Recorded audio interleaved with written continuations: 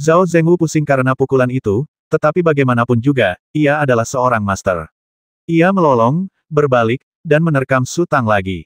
Kamu masih agak lemah, kata Su Tang, kamu harus menyerang titik-titik vitalnya. Menyerang titik-titik lain tidak akan efektif. Misalnya, serang matanya dulu. Oh, jawab si kecil. Detik berikutnya, si kecil menggoyangkan cambuk panjangnya, dan ujung cambuk itu menusuk mata Zhao Zengwu bagai ular berbisa. Zhao Zengwu tiba-tiba menoleh dan menangkisnya dengan lengannya.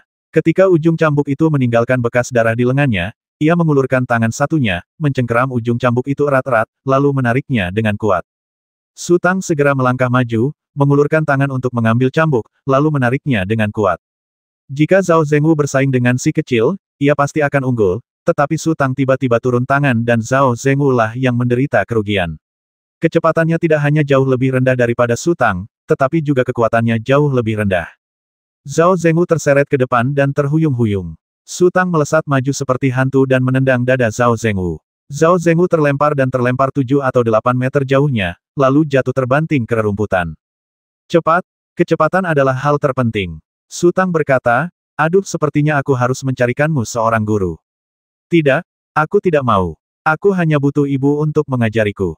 Si kecil menggelengkan kepalanya cepat-cepat. Tapi aku tidak tahu cara memainkannya, kata Su Tang sambil mengayunkan cambuknya. Zhao Zengwu baru saja memanjat ketika terkena cambuk itu. Ia terlempar ke udara lagi dan jatuh ke rumput sambil berputar-putar seperti gasing. Inilah perbedaan kekuatan yang nyata. Cambuk si kecil hanya bisa melukai Zhao Zengwu sedikit, sementara cambuk Su Tang bisa mencambuk Zhao Zengwu hingga berkeping-keping dan bahkan melemparkannya ke udara. Pada saat ini, bukan hanya lelaki tua bermarga Gu dan Zhong Yiye yang sedang menonton pertarungan menyadari bahwa Su Tang sedang mempermainkan lawannya, tetapi bahkan Zhao Zengwu pun memahaminya. Namun, ia tidak mau menyerah, dan berjuang untuk bangkit dan bergegas menuju Su Tang. Namun, tendangan dan cambukan Su Tang menyebabkannya cedera serius. Beberapa tulang rusuknya patah dan bekas cambukan di pinggangnya lebih dari 2 inci di dalam daging, hampir sama seperti ditusuk. Gerakannya juga menjadi lambat.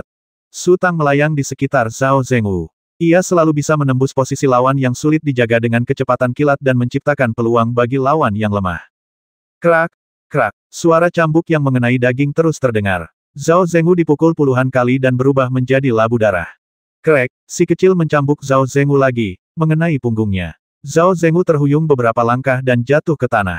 Ia tak mampu lagi bertahan. Su Tang berjalan perlahan. Zhao Zengwu masih terengah-engah. Ia tahu Su Tang sedang mendekat, tetapi ia tak mampu lagi melawan. Su Tang mengangkat kakinya dan menginjak tengkuk Zhao Zengwu. Tiba-tiba, ia melangkah turun dengan keras. Dengan sekali klik, tulang leher Zhao Zengwu patah. Meskipun tidak ada darah yang tertumpah, metode pembasmian ini jauh lebih brutal daripada menggunakan pedang, dan membuat lelaki tua bermarga Gu dan Zhong Yiye di sisi lain merasa kedinginan. Hati-hati, kata Su Tang ringan. Aku tahu, Bu. Si kecil menusukkan ujung cambuknya ke tanah, dan beberapa sulur tumbuh, mengelilingi tubuh Zhao Zengwu, seolah menunggu sesuatu. Beberapa menit kemudian, tubuh Zhao Zengwu sedikit gemetar, dan seekor serangga putih seukuran telapak tangan bercangkang keras merayap keluar dari bawah tubuhnya. Beberapa tanaman merambat langsung melilitnya dan menggantung serangga itu di udara. Serangga aneh itu mendesis pelan dan meronta keras, tetapi sulur-sulur itu setebal pergelangan tangan bayi dan sangat kuat. Mereka terus melilitnya semakin erat. Su Tang membalikkan tangan kanannya, dan pedang panjang yang baru saja menghilang entah kenapa muncul kembali di tangannya. Ujung pedang itu memancarkan cahaya yang menyilaukan, dan cahayanya semakin terang, bagaikan terik matahari, membuat mata orang-orang sedikit perih. Saat cahaya pedang menyambar, sosok Su Tang tiba-tiba menjadi kabur, dan jejak bayangan melayang puluhan meter jauhnya. Serangga aneh dan tanaman merambat yang melilitnya terpotong menjadi 2 bagian. Hanya lelaki tua bermarga Gu dan Zhong Yiye yang nyaris tak bisa melihat gerakan Su Tang. Murid-murid lain dan beberapa pengikutnya sama sekali tak melihat apa-apa. Dalam sekejap mata, Su Tang tiba-tiba berubah posisi seperti sihir. Su Tang mengandalkan kecepatan ekstrim untuk memaksimalkan kekuatan pedang Taiso.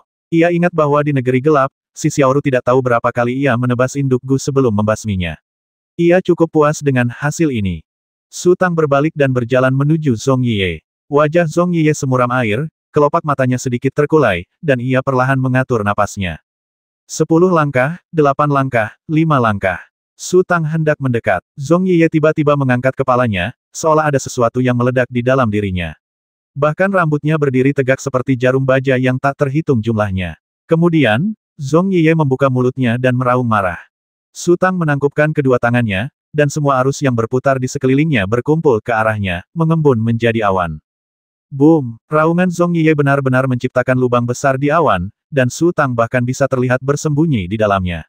Namun, sosok Su Tang diselimuti cahaya biru yang berkedip-kedip, dan kekuatan tumbukan yang dilepaskan Zhong Yiye tidak langsung mengenai tubuh Su Tang. Su Tang terbang mundur dari awan dan mendarat dengan mantap di atas rumput. Awan itu kemudian menghilang dan berubah menjadi pusaran air yang berputar-putar.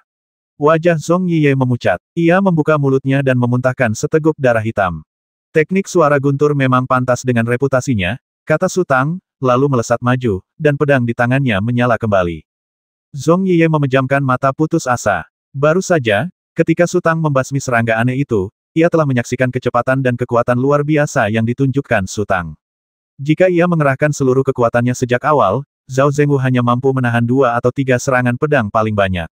Namun, ia telah berulang kali terluka dan berada di bawah kendali orang lain. Baik kekuatan fisik maupun spiritualnya berada di titik terendah, membuatnya mustahil baginya untuk menjadi lawan. Ujung pedang itu mendarat di leher Zhong Yiye, namun tidak memotongnya, hanya diam di sana. Hehe, Zhong Yiye, Zhong Yiye, aku baru saja memberimu nasihat yang baik, tapi kau tidak bertobat.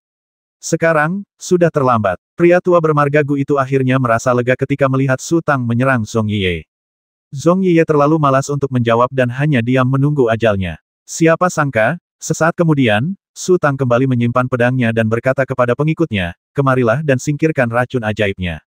Zhong Yiye terkejut, lalu perlahan membuka matanya. Melihat Su Tang berdiri di sampingnya secara alami, tanpa kewaspadaan apapun, ia bertanya dengan suara rendah, kenapa? Karena aku kenal seseorang, kata Su Tang lembut. Percuma saja, Zhong Yiye tertawa. Aku belum pernah meninggalkan Peach Blossom Spring. Orang-orang yang kau kenal pasti tidak akan mengenaliku. Jangan buang-buang waktumu. Kau mau mendapatkan seni suara guntur. Nama belakangnya Wen, bisik Su Tang di telinga Zhong Yiye. Zhong Yiye agak bingung pada awalnya, lalu tubuhnya bergetar hebat dan dia menatap Su Tang dengan tatapan kosong. Pria tua bermarga Gu itu hendak melontarkan beberapa komentar lagi tentang mengejek Zhong Yiye, tetapi tiba-tiba menyadari bahwa Su Tang sedang berusaha membelanya, jadi ia langsung diam. Saat berbalik, ia melihat petugas itu berdiri tak bergerak, jadi ia menendang pantatnya dan berteriak, kenapa kau berdiri di sana? Kenapa kau tidak pergi dan membantu? Petugas itu terbangun seolah-olah dari mimpi, berlari kecil menuju Zhong Yiye, dan berkata dengan ragu-ragu kamu harus berbaring. Zhong Yiye bisa bersantai dan berbaring alami di rerumputan. Ia tahu betul, jika Su Tang ingin membasminya, ia pasti sudah mati sekarang. Tak perlu ribut-ribut seperti itu.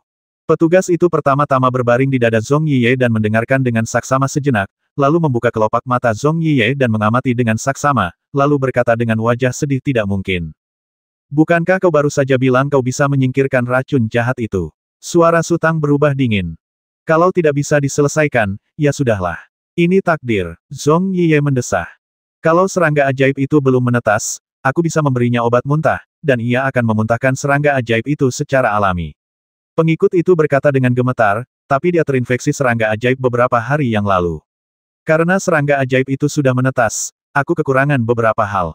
Apa yang hilang? Tanya Su Tang. Kita kekurangan ramuan. Serangga ibel itu memakan daging manusia dan ramuan.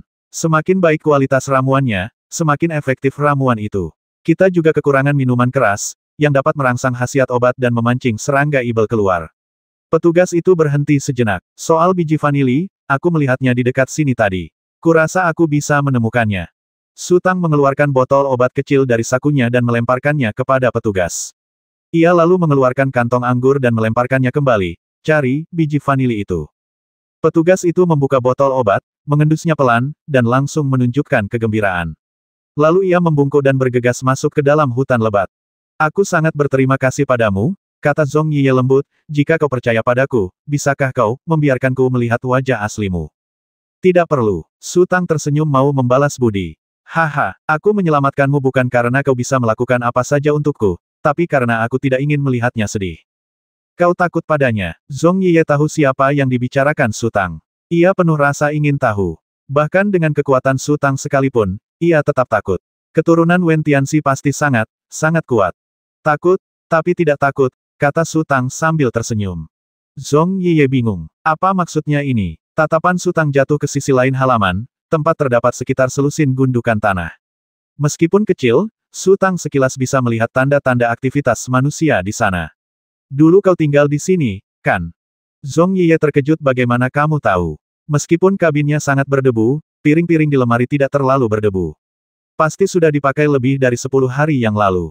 Aroma anggur yang samar-samar masih tercium di dalam toples anggur. Pria tua bermargagu itu berkata dengan keras, abu di perapian juga masih baru. Kalau sudah cukup tua, abu dan debunya akan bercampur dan menghitam. Aku saja bisa melihatnya, apalagi biksu ini. Tapi aku belum melihatmu memasuki kamarku, Zhong Yiye mengerutkan kening. Aku hanya menebak, kata Su Tang tenang. Kau bilang kau belum pernah meninggalkan Peach Blossom Spring. Kau pasti punya tempat tinggal. Pakaianmu bersih dan rapi di beberapa tempat. Sepatu botmu dijahit dengan kulit binatang. Semua ini membuktikan kau punya rumah. Kalau tidak, kau tidak akan membawa jarum dan benang kemana-mana. Aku juga pernah merasakan hidup di hutan. Setelah setengah tahun, aku menjadi setengah manusia, setengah hantu, lebih buruk dari seorang pengemis.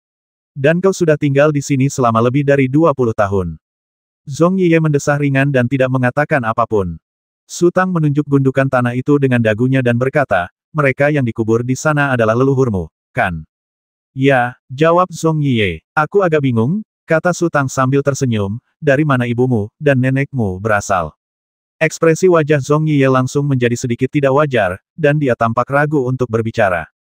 Aku mengerti. Su Tang mendesah. Apa yang kau pahami? Tanya lelaki tua bermargagu. Rupanya, bukan hanya para pengikutnya yang haus akan ilmu pengetahuan, tetapi dia juga.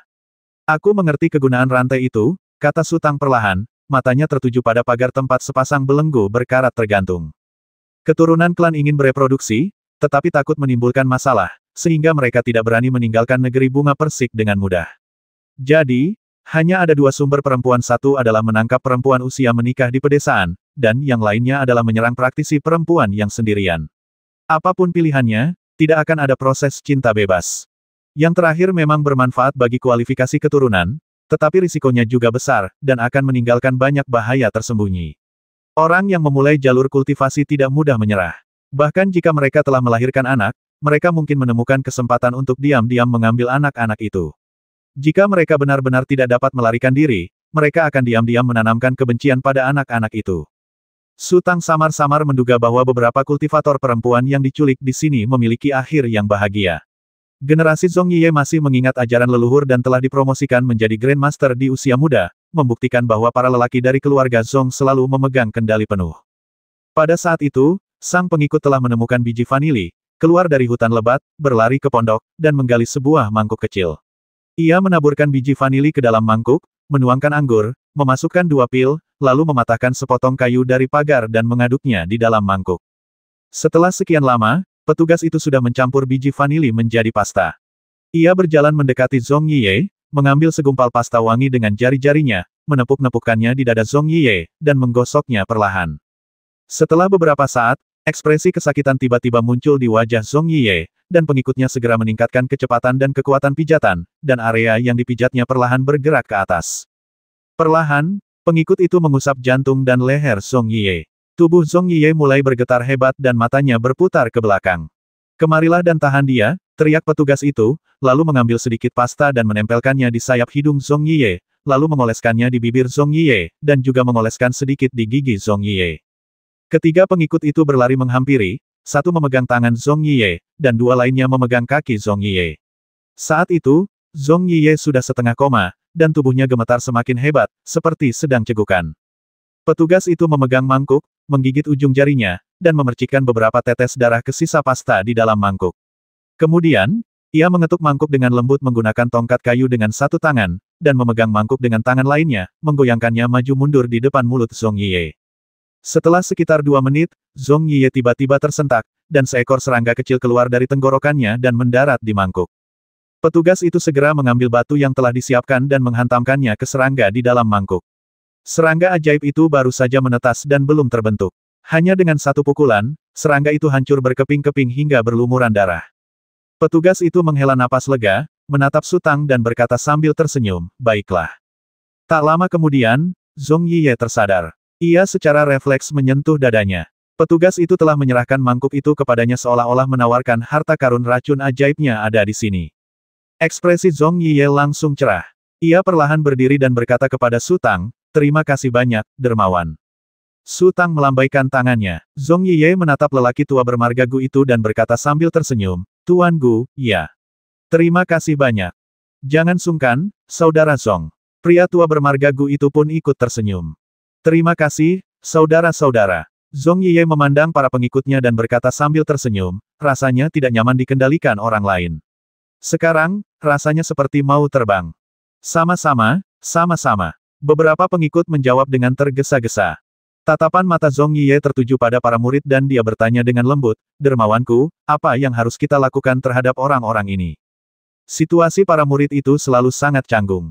Ketika mereka membantu Zhong Yiye menghilangkan racun ajaib, mereka ingin menyelinap pergi, tetapi mereka tidak berani. Jika mereka tidak pergi, mereka khawatir akan menanggung akibatnya nanti. Lagi pula, Su Tang sedang membantu Zhong Yiye. Saat itu, melihat Zhong Yiye mengarahkan ujung tombak ke arah mereka, mereka segera berkumpul dan bersiap untuk membalas. "Mereka tidak berbahaya bagimu dan aku sekarang, jadi biarkan mereka pergi kali ini," kata Su Tang dengan tenang. Ia bukan orang yang haus darah dan bisa mengendalikan dampak psikologis dari pakaian sihir itu padanya. Tentu saja, ini berdasarkan premis bahwa ia tidak diserang atau diancam. "Aku akan mendengarkanmu, dermawan." Zhong Yiye tersenyum. Para murid, seolah diberi amnesti, berputar kembali ke hutan lebat. Su Tang tiba-tiba berkata, "Kalian belum boleh pergi." Ia kemudian menoleh ke lelaki tua bermarga Gu dan berkata, "Guru Gu, orang-orang itu baru saja dibasmi oleh Zhao Zhengwu. Apakah menurut Anda sebaiknya Anda pergi ke sana?" Pria tua bermarga Gu itu langsung terkejut. Sambil menyalahkan diri sendiri karena tidak memikirkannya, ia tersenyum dan berkata, "Beraninya aku tidak patuh. Kesempatan untuk menghasilkan uang dari orang mati tidaklah mudah, dan orang mati adalah sekelompok penguasa. Selama ia bersedia dan cukup berani, ia bisa langsung mengisi kantongnya sendiri." Saat langit berangsur-angsur gelap, lelaki tua bermarga Gu itu akhirnya kembali. Ia tampak agak berlebihan, membawa pistol, pisau, dan pedang, dengan perisai di kepalanya dan 2 bungkusan besar di punggungnya. Setelah berlari sejauh ini dan membawa begitu banyak barang, lelaki tua bermarga Gu itu tampak lebih bersemangat. Ia berjalan mendekat, melemparkan barang-barang itu ke tanah, membongkar bungkusan itu, dan membukanya. Isinya berbagai botol obat, uang emas, perhiasan, sachet, dan sebagainya. Ada juga kotak bedak, yang seharusnya milik wanita paruh baya itu. Awalnya Su Tang tidak mengenalinya, tetapi karena penasaran, ia mengambilnya dan memeriksanya. Setelah mengenalinya sebagai kotak bedak, ia sedikit geli. Apakah pria tua ini merampas semua harta benda para majikan itu? Ini keterlaluan. Wajah para murid di sampingnya berubah sangat buruk rupa. Bahkan jika mereka merampok kuburan, mereka tidak akan sekejam itu, kan? Su Tang menggelengkan kepalanya. Jika mereka hanya mengambil senjata spiritual itu, para pejuang kuat dari berbagai sekte yang bergegas mendukung mereka mungkin akan menahan napas. Lagi pula, Zhao Zhengwu lah yang telah membasmi mereka, sebuah rencana dari Sekte Gu Ibel, dan membalas dendam dengan Sekte Gu Ibel adalah prioritas utama. Namun, jika lelaki tua bermarga Gu itu, karena tergesa-gesa, telah melakukan tindakan penodaan terhadap orang mati, atau telah memberikan kesan penodaan semacam itu akan menjadi masalah serius. Menariknya, lelaki tua bermarga Gu itu sama sekali tidak menyadari bencana yang akan datang dan tetap tenang. Su Tang mengambil perisai itu secara acak, mengeluarkannya, lalu mengayunkannya ke kiri dan ke kanan beberapa kali. Rasanya cukup nyaman, mirip dengan baju zirah bagian dalam yang telah disempurnakannya sebelumnya. Ia hanya perlu menggunakan kekuatan spiritualnya, dan urat-urat spiritual di dalam perisai akan otomatis aktif. Mungkin prinsip-prinsip kebanyakan senjata spiritual defensif serupa. Bagaimanapun, menyerang adalah fungsi utamanya. Seperti kata pepatah, seseorang tidak dapat melakukan 2 hal sekaligus. Jika senjata spiritual defensif sama rumitnya dengan senjata spiritual ofensif, keseimbangan antara menyerang dan bertahan pasti akan tidak seimbang. Meskipun demikian, senjata spiritual defensif yang dapat menahan 1 atau beberapa serangan pada saat yang paling kritis sudah cukup. Bertahan saja tidak ada artinya, dan tidak akan mengalahkan lawan. Sambil menyingkirkan perisainya, Su Tang berkata kepada lelaki tua bermarga Gu, "Tuan Gu, Anda jarang keluar rumah sebelumnya, kan?" "Hah, apa maksudmu?" tanya lelaki tua bermarga Gu itu dengan heran. "Terkadang, kita sangat berhati-hati dan waspada, tetapi terkadang, kita gagal melihat bahaya yang ada di depan kita." Su Tang tersenyum, matanya tertuju pada para murid. Pria tua bermarga Gu mengikuti tatapan Su Tang dan tiba-tiba terkejut. Ternyata dia pintar. Dia langsung mengerti apa yang dimaksud Su Tang. Jika para pengikutnya, mereka mungkin tidak akan mengerti meskipun Su Tang mengatakannya dengan jelas. Tidakkah kamu ingin mengambil beberapa potong? Su Tang bertanya pada Xiang Zhongyiye. Aku akan membiarkannya saja. Zhongyiye menggelengkan kepalanya. Pertama, dia tidak peduli dengan senjata spiritual itu. Seni suara guntur itu mendalam dan luas, cukup baginya untuk berlatih keras seumur hidup. Kedua, dia tidak banyak berkontribusi, jadi dia tidak ingin ikut campur. Sudah hampir waktunya untuk pergi, kata Su Tang. Zhao Zengwu begitu bersemangat untuk bertindak. Pasti seorang guru besar atau leluhur besar telah tiba. Ini bukan saat yang tepat untuk bertemu mereka. Keserakahan lelaki tua bermarga Gu itu surut bagai air pasang. Beberapa pengikut masih membagi-bagi harta mereka, tetapi mereka semua disingkirkan olehnya. Su Tang dan Zhongyiye berdiri dan hendak pergi. Pria tua bermarga Gu berdiri dengan tangan di belakang punggungnya dan memanggil para murid, kemarilah semuanya. Ini adalah peninggalan para tetua kalian. Aku serahkan pada kalian untuk menjaganya. Beberapa murid tidak percaya apa yang mereka dengar, dan mereka tidak menyangka ada orang sejujur itu di dunia ini. Mereka saling memandang dan terdiam. Su Tang tersenyum sambil berjalan menuju hutan lebat. Serakah memang tidak menakutkan, tetapi keserakahan tanpa dasar yang jelas lebih menakutkan. Berbuat salah memang tidak menakutkan, tetapi menolak bertobat lebih menakutkan. Dilihat dari situasinya, lelaki tua bermarga Gu itu belum lama menjadi master dan belum mengalami banyak pertempuran hidup dan mati. Karena tidak percaya diri, ia selalu menghindari konflik. Su Tang berjalan memasuki hutan lebat dan mendapati Zhongyiye mengikutinya. Ia berhenti, berbalik, dan bertanya, mau kemana? Aku. Zhongyiye tertegun sejenak, lalu tersenyum pahit. Ia mengerti bahwa Su Tang secara implisit menolaknya. Aku juga tidak tahu harus kemana. Ayo kita pergi kemanapun kita mau. Meskipun kamu belum pernah meninggalkan mata air bunga persik, kamu seharusnya bisa mengetahui arahnya, kan? Tanya Su Tang. Mampu, langsung ke selatan, ke kota Feilu. Su Tang mengeluarkan beberapa lembar uang emas dari sakunya dan menyerahkannya kepada Zhongyiye. Apakah kamu tahu cara menggunakan ini? Aku tidak tahu, jawab Zhongyiye singkat. Kau, Su Tang merasa sedikit pusing. Pertama, cari penginapan di kota Feilu dan menginaplah di sana. Cari pelayan di sana dan minta dia mengantarmu ke toko emas untuk menukar koin.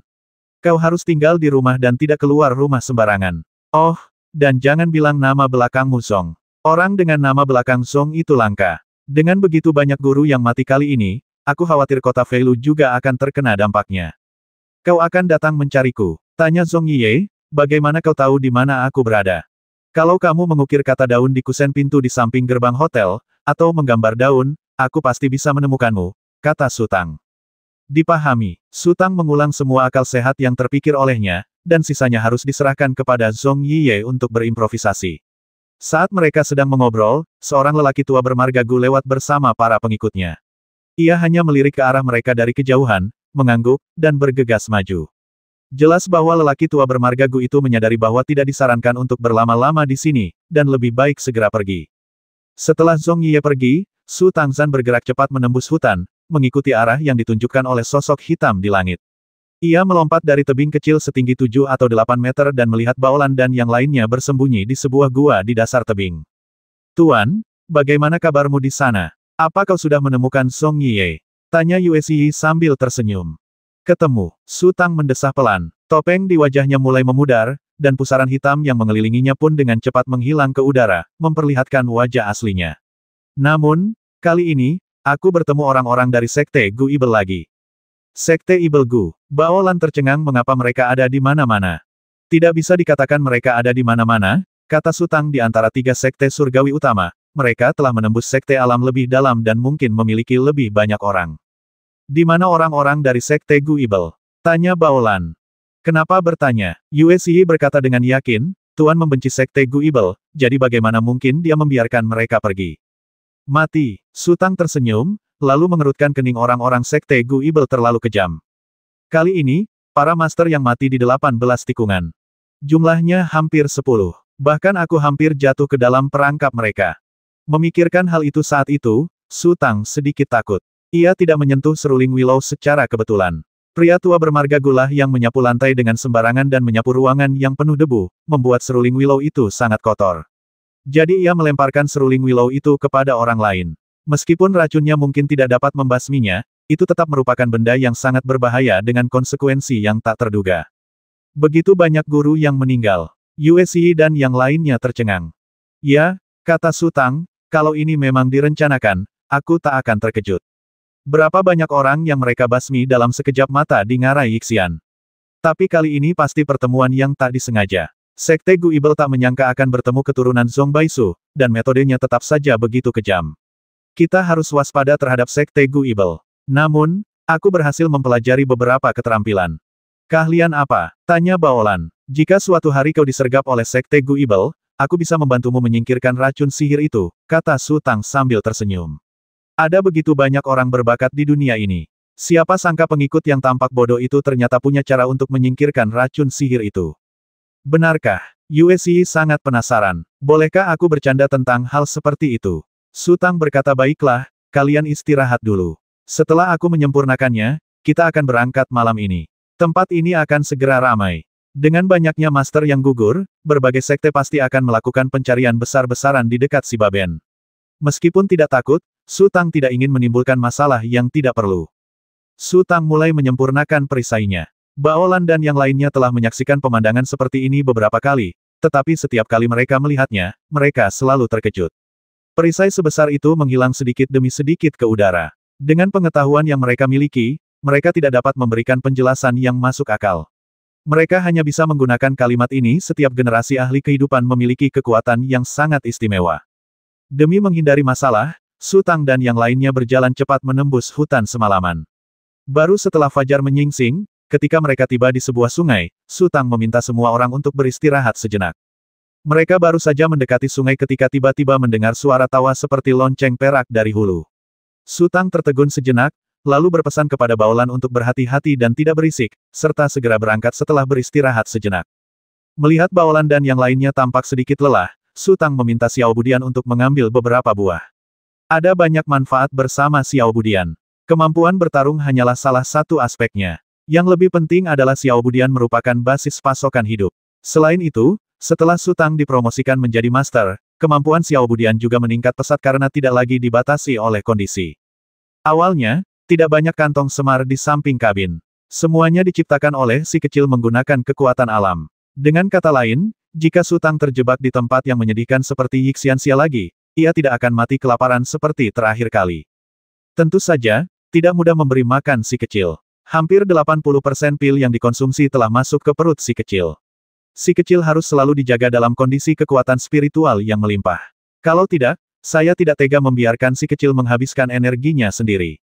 Si kecil menemukan semak, dan cahaya keemasan menyambar. Semak itu tumbuh setinggi setengah kaki dalam beberapa detik, dan lebih dari 100 buah beri merah cerah menggantung di antara dahan dan dedaunan. Baolan dan Yue Xi datang dan memetik semua buah beri satu persatu. Semua orang mendapat sebagian. Su Tang tentu saja mendapat bagian terbesar, dan sebagian lagi disisakan untuk si kecil.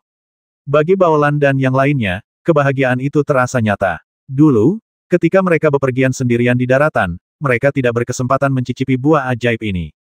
Kini, dengan Su Tang di sisi mereka, mereka bisa menikmatinya sesekali. Terlebih lagi, ada banyak pil yang bisa dimakan. Dengan kecepatan ini, kecepatan kultivasi mereka pasti akan meningkat. Tawa dan celoteh dari hulu sungai perlahan memudar.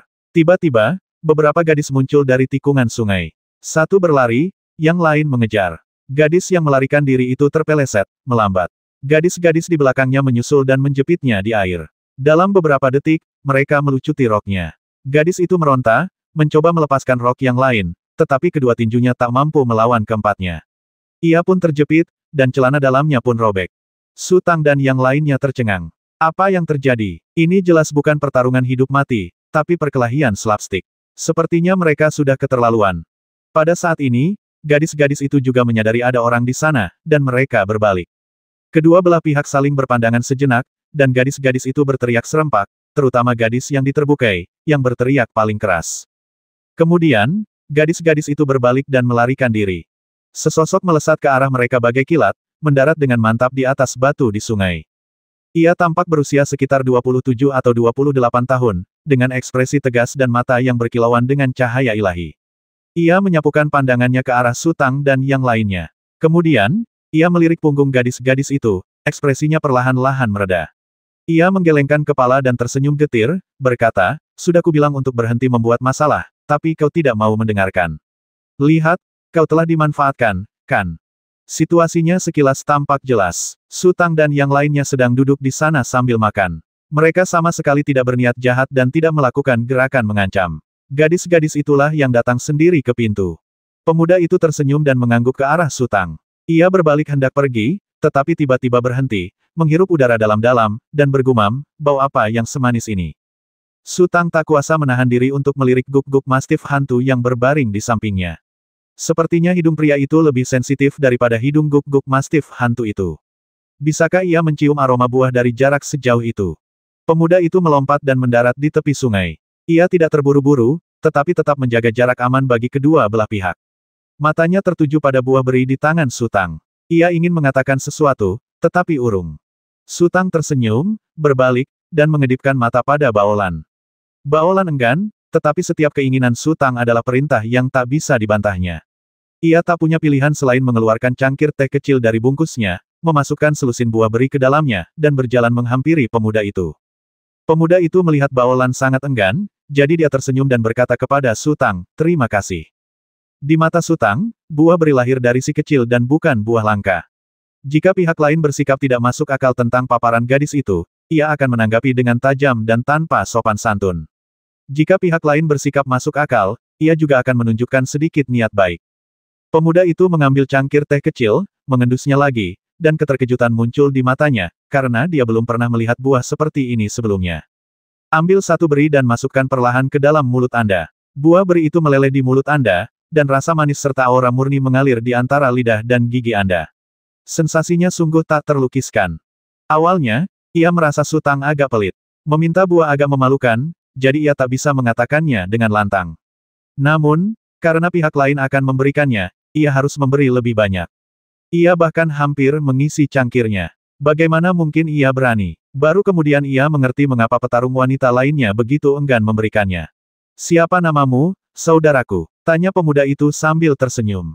"Nama keluargaku Su, dan namaku Su Tang," kata Su Tang. "Nama belakang saya Ye Fuchen," pemuda itu memperkenalkan diri. Lalu tiba-tiba ia meninggikan suaranya dan berseru, "Teman-teman, bawakan makanan dan minumannya. Kita bertemu teman hari ini, jadi ayo kita minum-minum." "Kakak Ye, aku ada urusan penting, jadi aku tidak akan mengganggumu lagi," kata Su Tang buru-buru. "Aduh, ada banyak hal di dunia ini, tapi tidak ada yang lebih penting daripada minum. Belum terlambat untuk pergi setelah minum." Ye Fuchen berkata sambil tersenyum, "Mungkinkah saudara Su meremehkanku dan tidak mau minum bersamaku?" Su Tang ingin menolak, tetapi dia melihat sekilas sekelompok orang berjalan menuju sungai, dan matanya terbelalak. Orang-orang itu semuanya gadis-gadis muda dan muda, kira-kira 20 orang, ada yang tinggi, ada yang mungil, ada yang gemuk, ada yang langsing, ada yang berpakaian minim, ada yang terbungkus ketat, ada yang genit, dan ada yang pemalu, dan semuanya memiliki kecantikan yang luar biasa. Melihat seorang wanita cantik tidaklah berarti apa-apa, tetapi tiba-tiba melihat sekelompok besar wanita cantik terasa sedikit aneh. Gadis yang pakaian dalamnya terbuka juga ada di antara mereka. Ia tampak sangat malu dan menundukkan kepalanya, tidak berani menatap siapapun. Raungan. Ghost Mastiff tiba-tiba berdiri dan meraung. Terlalu banyak orang yang datang, dan Ghost Mastiff tidak membedakan pria dan wanita, juga tidak memiliki indera estetika. Ia hanya merasa terancam. Ah! Gadis-gadis itu ketakutan dan menjerit, membuat Su Tang sakit kepala. Tapi Ye Fuchen sangat menikmatinya. Ia menghibur salah satu dari mereka dan memeluk yang lain, lalu sibuk seperti kupu-kupu yang beterbangan. Mastiff hantu itu ingin mengaum, tetapi Su Tang mengangkat kakinya dan menendangnya ke tanah. Mastiff hantu itu bangkit dengan lesu dan menyusut ke samping. Faktanya, di antara gadis-gadis itu, sepertiganya memiliki pelatihan yang baik, setidaknya mereka adalah petarung, tidak perlu terlalu takut pada Mastiff hantu, atau mereka dengan sengaja menunjukkan kepengecutan mereka, dan kemudian berebut untuk bersembunyi di pelukan Ye Fuchen. Jangan takut, jangan takut. Ini adalah binatang spiritual yang dibesarkan oleh saudara Su. Ia tidak akan menyakiti siapapun secara sembarangan, kata Ye Fuchen sambil tersenyum. Benarkah? Apa ini? Jelek sekali, tanya seorang gadis. Ini guk-guk hantu, jawab Su Tang, lalu ia menyadari kesalahannya. Apakah ini Ghost Mastiff? Seperti dugaanku. Tuan Su, sudah berapa tahun Anda membesarkannya? Besar sekali, lebih besar dari singa. Tidak sebesar singa. Aku pernah melihat singa jantan. Cek, aku pernah lihat sebelumnya, jelas lebih besar dari singa. Tentu saja tidak. Katakan padaku, apakah guk-guk Mastiff hantu ini jantan atau betina? Pasti laki-laki. Mengapa? Lihat ke bawah sana, hehe, kamu lihat benda itu. Oh, kamu sungguh tidak tahu malu. Su Tang merasa kepalanya 3 kali lebih besar dari biasanya. Melihat Ye Fuchen lagi, dia masih tampak begitu nyaman. Sungguh tak ada bandingannya dengan orang lain. Kalau itu dia, mungkin dia akan gila dalam waktu kurang dari sehari. Baiklah, baiklah, berhenti berdebat. Ye Fuchen melambaikan tangannya dan berkata, kalian, siapkan pestanya dulu. Gadis-gadis itu mulai sibuk membongkar semua tas, baik yang besar maupun yang kecil, dan menggelar kain putih di pantai. Kemudian mereka menaruh kendi-kendi anggur, buah-buahan yang diawetkan, daging kering, dan makanan lainnya di pantai. Su Tang terdiam. Apakah ini perjalanan pelatihan? Ini murni piknik. Hembusan angin harum berputar-putar di sekitar Su Tang. Setelah sekian lama, semuanya akhirnya siap. 2 gadis datang dan menuangkan anggur untuk Su Tang dan Ye Fuchen, sementara Bao Lan dan yang lainnya terdesak di pinggiran. Mereka tidak tahu harus berbuat apa dan tidak bisa ikut campur. Saudara Su, ayolah. Aku akan meminumnya, kau boleh melakukan apapun yang kau mau. Ye Fuchen tersenyum dan berkata, aku punya kebiasaan tidak pernah mendesak orang lain untuk minum. Minum, seharusnya menjadi hal yang halus. Didesak atau dipaksa orang lain hanya akan membuatnya kurang indah. Su Tang memaksa dirinya untuk ceria dan menyesap sedikit. Ye Fuchen meneguk anggur di cangkirnya, lalu menghela napas lega dengan malas. Saat itu, seorang pria kekar keluar dari ujung sungai dan berjalan dengan mantap ke arah sini. Ye Fuchen tiba-tiba tampak terkejut, mengendus udara, lalu berbalik perlahan. Melihat pria besar itu, ia berbalik seolah tersengat listrik, memukul dahinya dengan tangan, wajahnya berubah bentuk, seolah-olah ia sedang menahan rasa sakit yang luar biasa. Xiao Ye, aku datang jauh-jauh ke sini untuk mencarimu, dan kau malah bersembunyi dariku.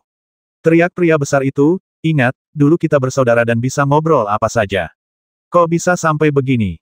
Bos Sue, seperti kata pepatah, orang yang berbeda pendapat tidak bisa bekerja sama, kata Ye Fuchen sambil tersenyum kecut, kau terus berkoar-koar tentang melakukan hal-hal hebat, menegakkan keadilan, dan bersikap adil. Sedangkan aku hanya ingin menjadi orang yang kecil dan damai. Aku telah ditipu habis-habisan olehmu terakhir kali, dan kau masih berani datang kepadaku.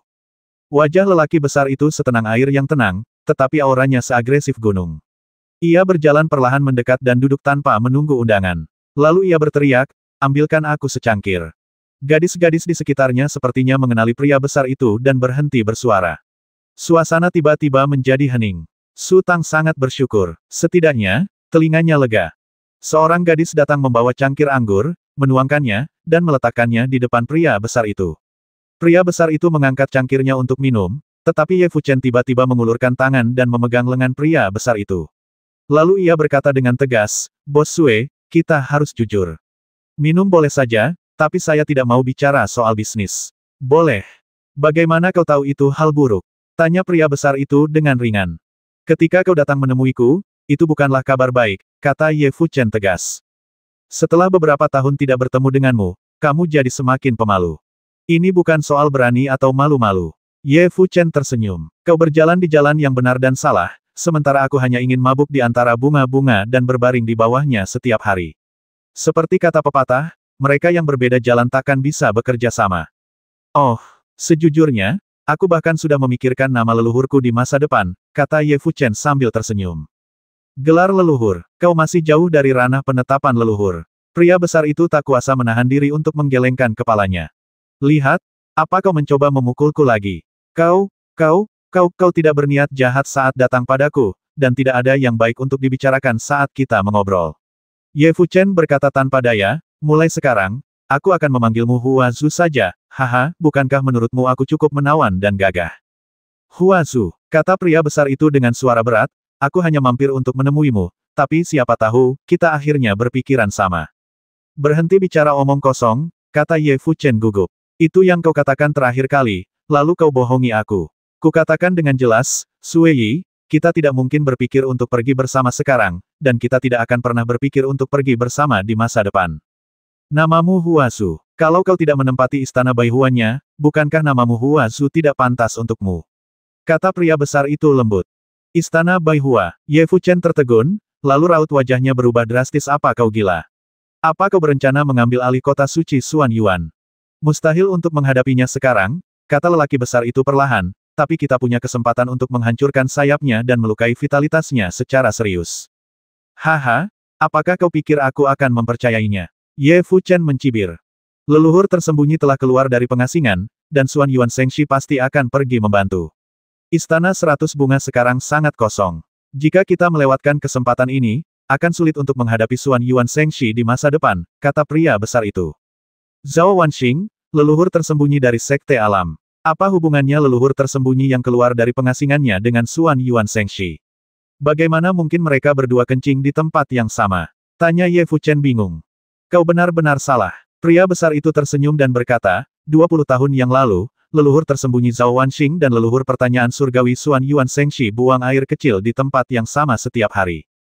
Apa maksudmu? Tanya Ye Fuchen dengan heran. Leluhur tersembunyi Zhao Wanxing keluar dari pengasingannya untuk membalaskan dendam putri tunggalnya, Zhao Xiaoman.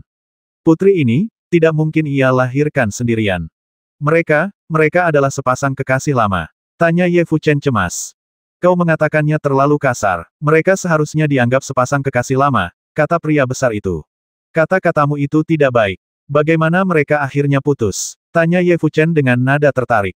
Xuan Yuan Shengxi memiliki seperangkat teknik untuk mengumpulkan dan mengisi ulang energi. Ia mencintai wanita dan menikmati kesenangan setiap malam. Namun, Zhao Wanxing agak berhati dingin. Lagi pula, sebagai leluhur yang hebat, bagaimana mungkin ia rela membiarkan energi spiritual yang telah ia kembangkan dengan susah payah dieksploitasi oleh Xuan Yuan Shengxi. Karena ia tidak mau menemani Xuan Yuan Shengxi dalam kesenangannya, Xuan Yuan Shengxi secara alami mengalihkan fokusnya kepada praktisi wanita lainnya. Ia berulang kali diperdaya oleh Zhao Wanxing, dan perlahan-lahan, keretakan hubungan mereka semakin lebar, dan mereka akhirnya berpisah. Itu tidak benar. Ye Fuchen sedikit curiga ku dengar Cai Bujue milik Xuan Yuan Shengxi adalah teknik kultivasi ganda. Selama kamu bersedia berlatih, Zhao Wanxing juga akan mendapatkan manfaatnya. Mengapa mereka berpisah karena hal ini? Ada wanita yang bersedia berlatih kultivasi ganda, sementara ada juga yang tidak mau. Tidak ada alasan untuk itu, kata pria besar itu. Benar, Ye Fuchen mengangguk dan berkata, ambil contohmu dan aku. Tanpa seorang wanita, hidupku akan terasa sangat sulit dan tak berarti. Dan kau? Pria besar itu tertegun sejenak, dan tidak menanggapi kata-kata Ye Fuchen. Lalu ia berkata, bagaimana? Ikut denganku. Baiklah, Ye Fuchen tersenyum, lalu ekspresinya tiba-tiba berubah tidak. Pria besar itu mendesah pelan dan tidak mengatakan apapun. Bos Sue, jangan perlakukan orang lain sebagai orang bodoh. Ye Fuchen berkata bahkan jika Xuan Yuan Shengxi ingin meninggalkan istana Baihua, dia akan selalu meninggalkan orang untuk menjaganya. Jangan lupa, istana Baihua masih memiliki 4 selir. Jika kita bergabung, masih ada kemungkinan pertempuran, kata pria besar itu. Seperti yang kuduga dari Sue Yi yang gila, dia benar-benar gila, kata Ye Fuchen sambil tersenyum kecut. Aku hanya penasaran, kenapa kau begitu terobsesi dengan Xuan Yuan Shengxi? Apa yang membuatnya tersinggung? Pria besar itu terdiam cukup lama sebelum akhirnya berkata perlahan, saya punya sepupu yang meninggalkan Sangjing untuk perjalanan lebih dari 10 tahun yang lalu. Sayangnya, dia bertemu dengan Xuan Yuan Shengxi dan diculik olehnya. Sepupu saya menolak untuk menyerah, yang tampaknya menyakiti Xuan Yuan Shengxi. Dia pun murka dan, setelah melakukan kekerasan ual terhadap sepupu saya, melemparkannya ke tangan para pengikutnya dan bahkan menggantungnya dalam keadaan terbuka di gerbang Sangjing. Suara lelaki besar itu dipenuhi kesedihan dan kebencian, dan Ye Fuchen tercengang. Fuchen, kau tak mungkin mengerti perasaanku saat itu, kata pria besar itu lembut. Aku menyelamatkannya, tapi kemudian aku melihatnya jatuh hingga tewas di depan gerbang kota. Aku bisa saja mengulurkan tangan untuk menolongnya, tapi aku tak punya alasan untuk itu. Dia sudah tak punya masa depan. Jika dia terus hidup, setiap hari akan dipenuhi siksaan dan rasa sakit. Bos Sue, apa kau mencoba mengarang cerita untuk menipuku lagi? Ye Fuchen tiba-tiba tersadar dan berkata dengan marah. Sepupuku berasal dari keluarga Xia, namanya Xia Yingbing, kata pria besar itu. Yingbing meninggal seperti ini. Ye Fuchen menunjukkan ekspresi ngeri. Bukankah kau bilang saat itu? Ini sungguh memalukan bagi keluarga Xia. Bagaimana mungkin kita mempublikasikannya? Kata pria besar itu. Keberuntungan macam apa yang dimiliki keluarga Xia selama ini? Ye Fuchen mendesah. Hongbing ditolak di depan umum oleh saudara ketiga, dan keluarga Xia sudah kehilangan muka. Dan Yingbing. Bos Sue, begini, aku selalu curiga dengan hubungan antara Hongbing dan saudara ketiga. Mereka berdua kakak beradik yang sangat baik hati. Aku sama sekali tidak percaya Hongbing bisa sekejam itu, mengirim seseorang untuk mencelakai mantan tunangan saudara ketiga. Pasti ada sesuatu yang mencurigakan. Ngomong-ngomong, apa kau pernah bertemu dengan saudara ketiga beberapa tahun terakhir ini? Ujung jari Su Tang tiba-tiba bergetar, dan pria besar itu segera menyadarinya dan bertanya dengan lembut, Fu Chen, siapa ini? Dia teman yang baru kukenal, kata Ye Fu Chen cemas. Ayo, bagaimana kabar saudara ketiga akhir-akhir ini? Saudara ketiga sudah meninggal. Suara pria besar itu tiba-tiba menjadi serak.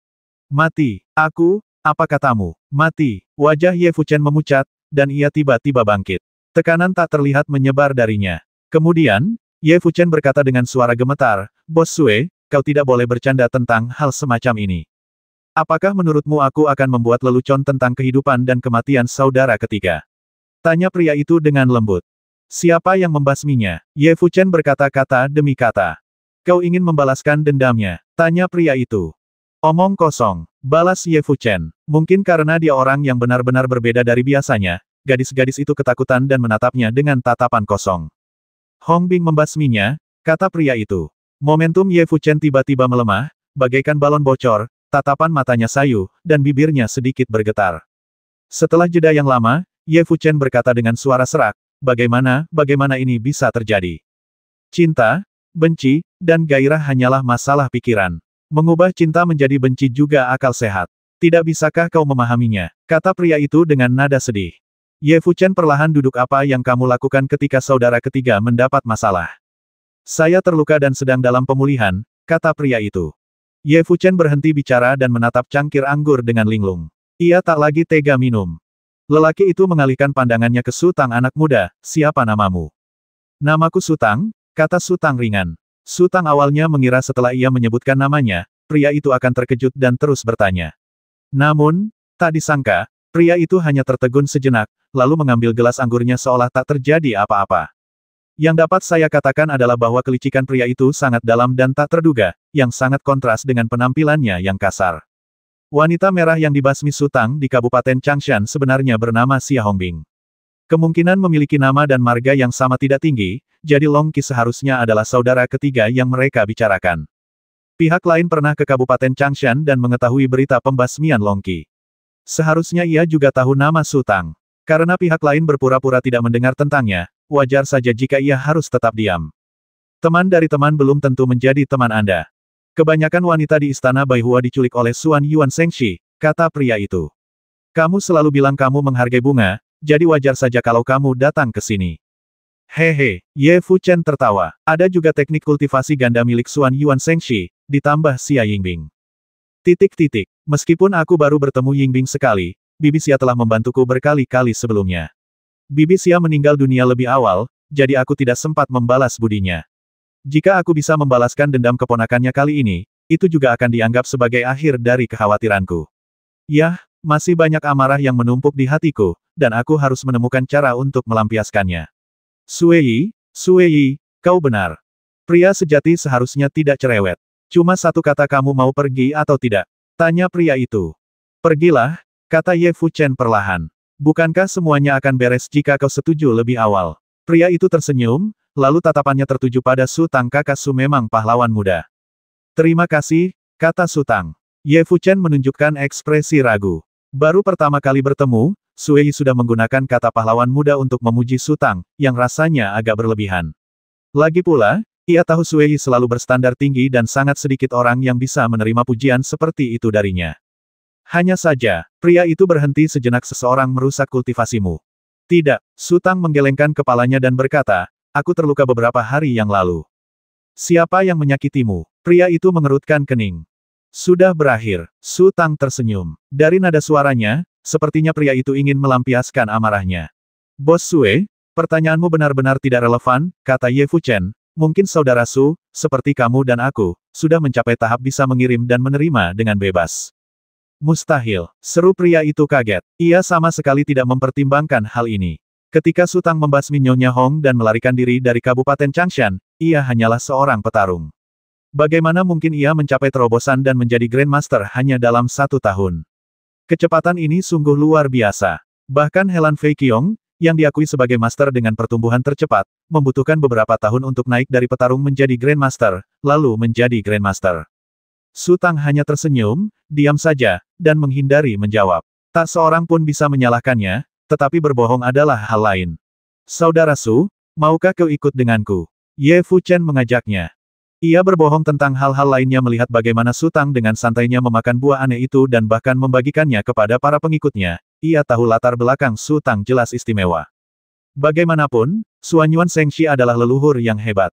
Ia memiliki banyak koleksi barang pribadi. Sedangkan bos Sue ini, ia memiliki hati untuk dunia dan ambisi untuk 4 penjuru dunia. Ia tidak akan tertarik pada hal-hal itu. Sedangkan aku hanya ingin menyelamatkan para wanita dari Istana 100 Bunga.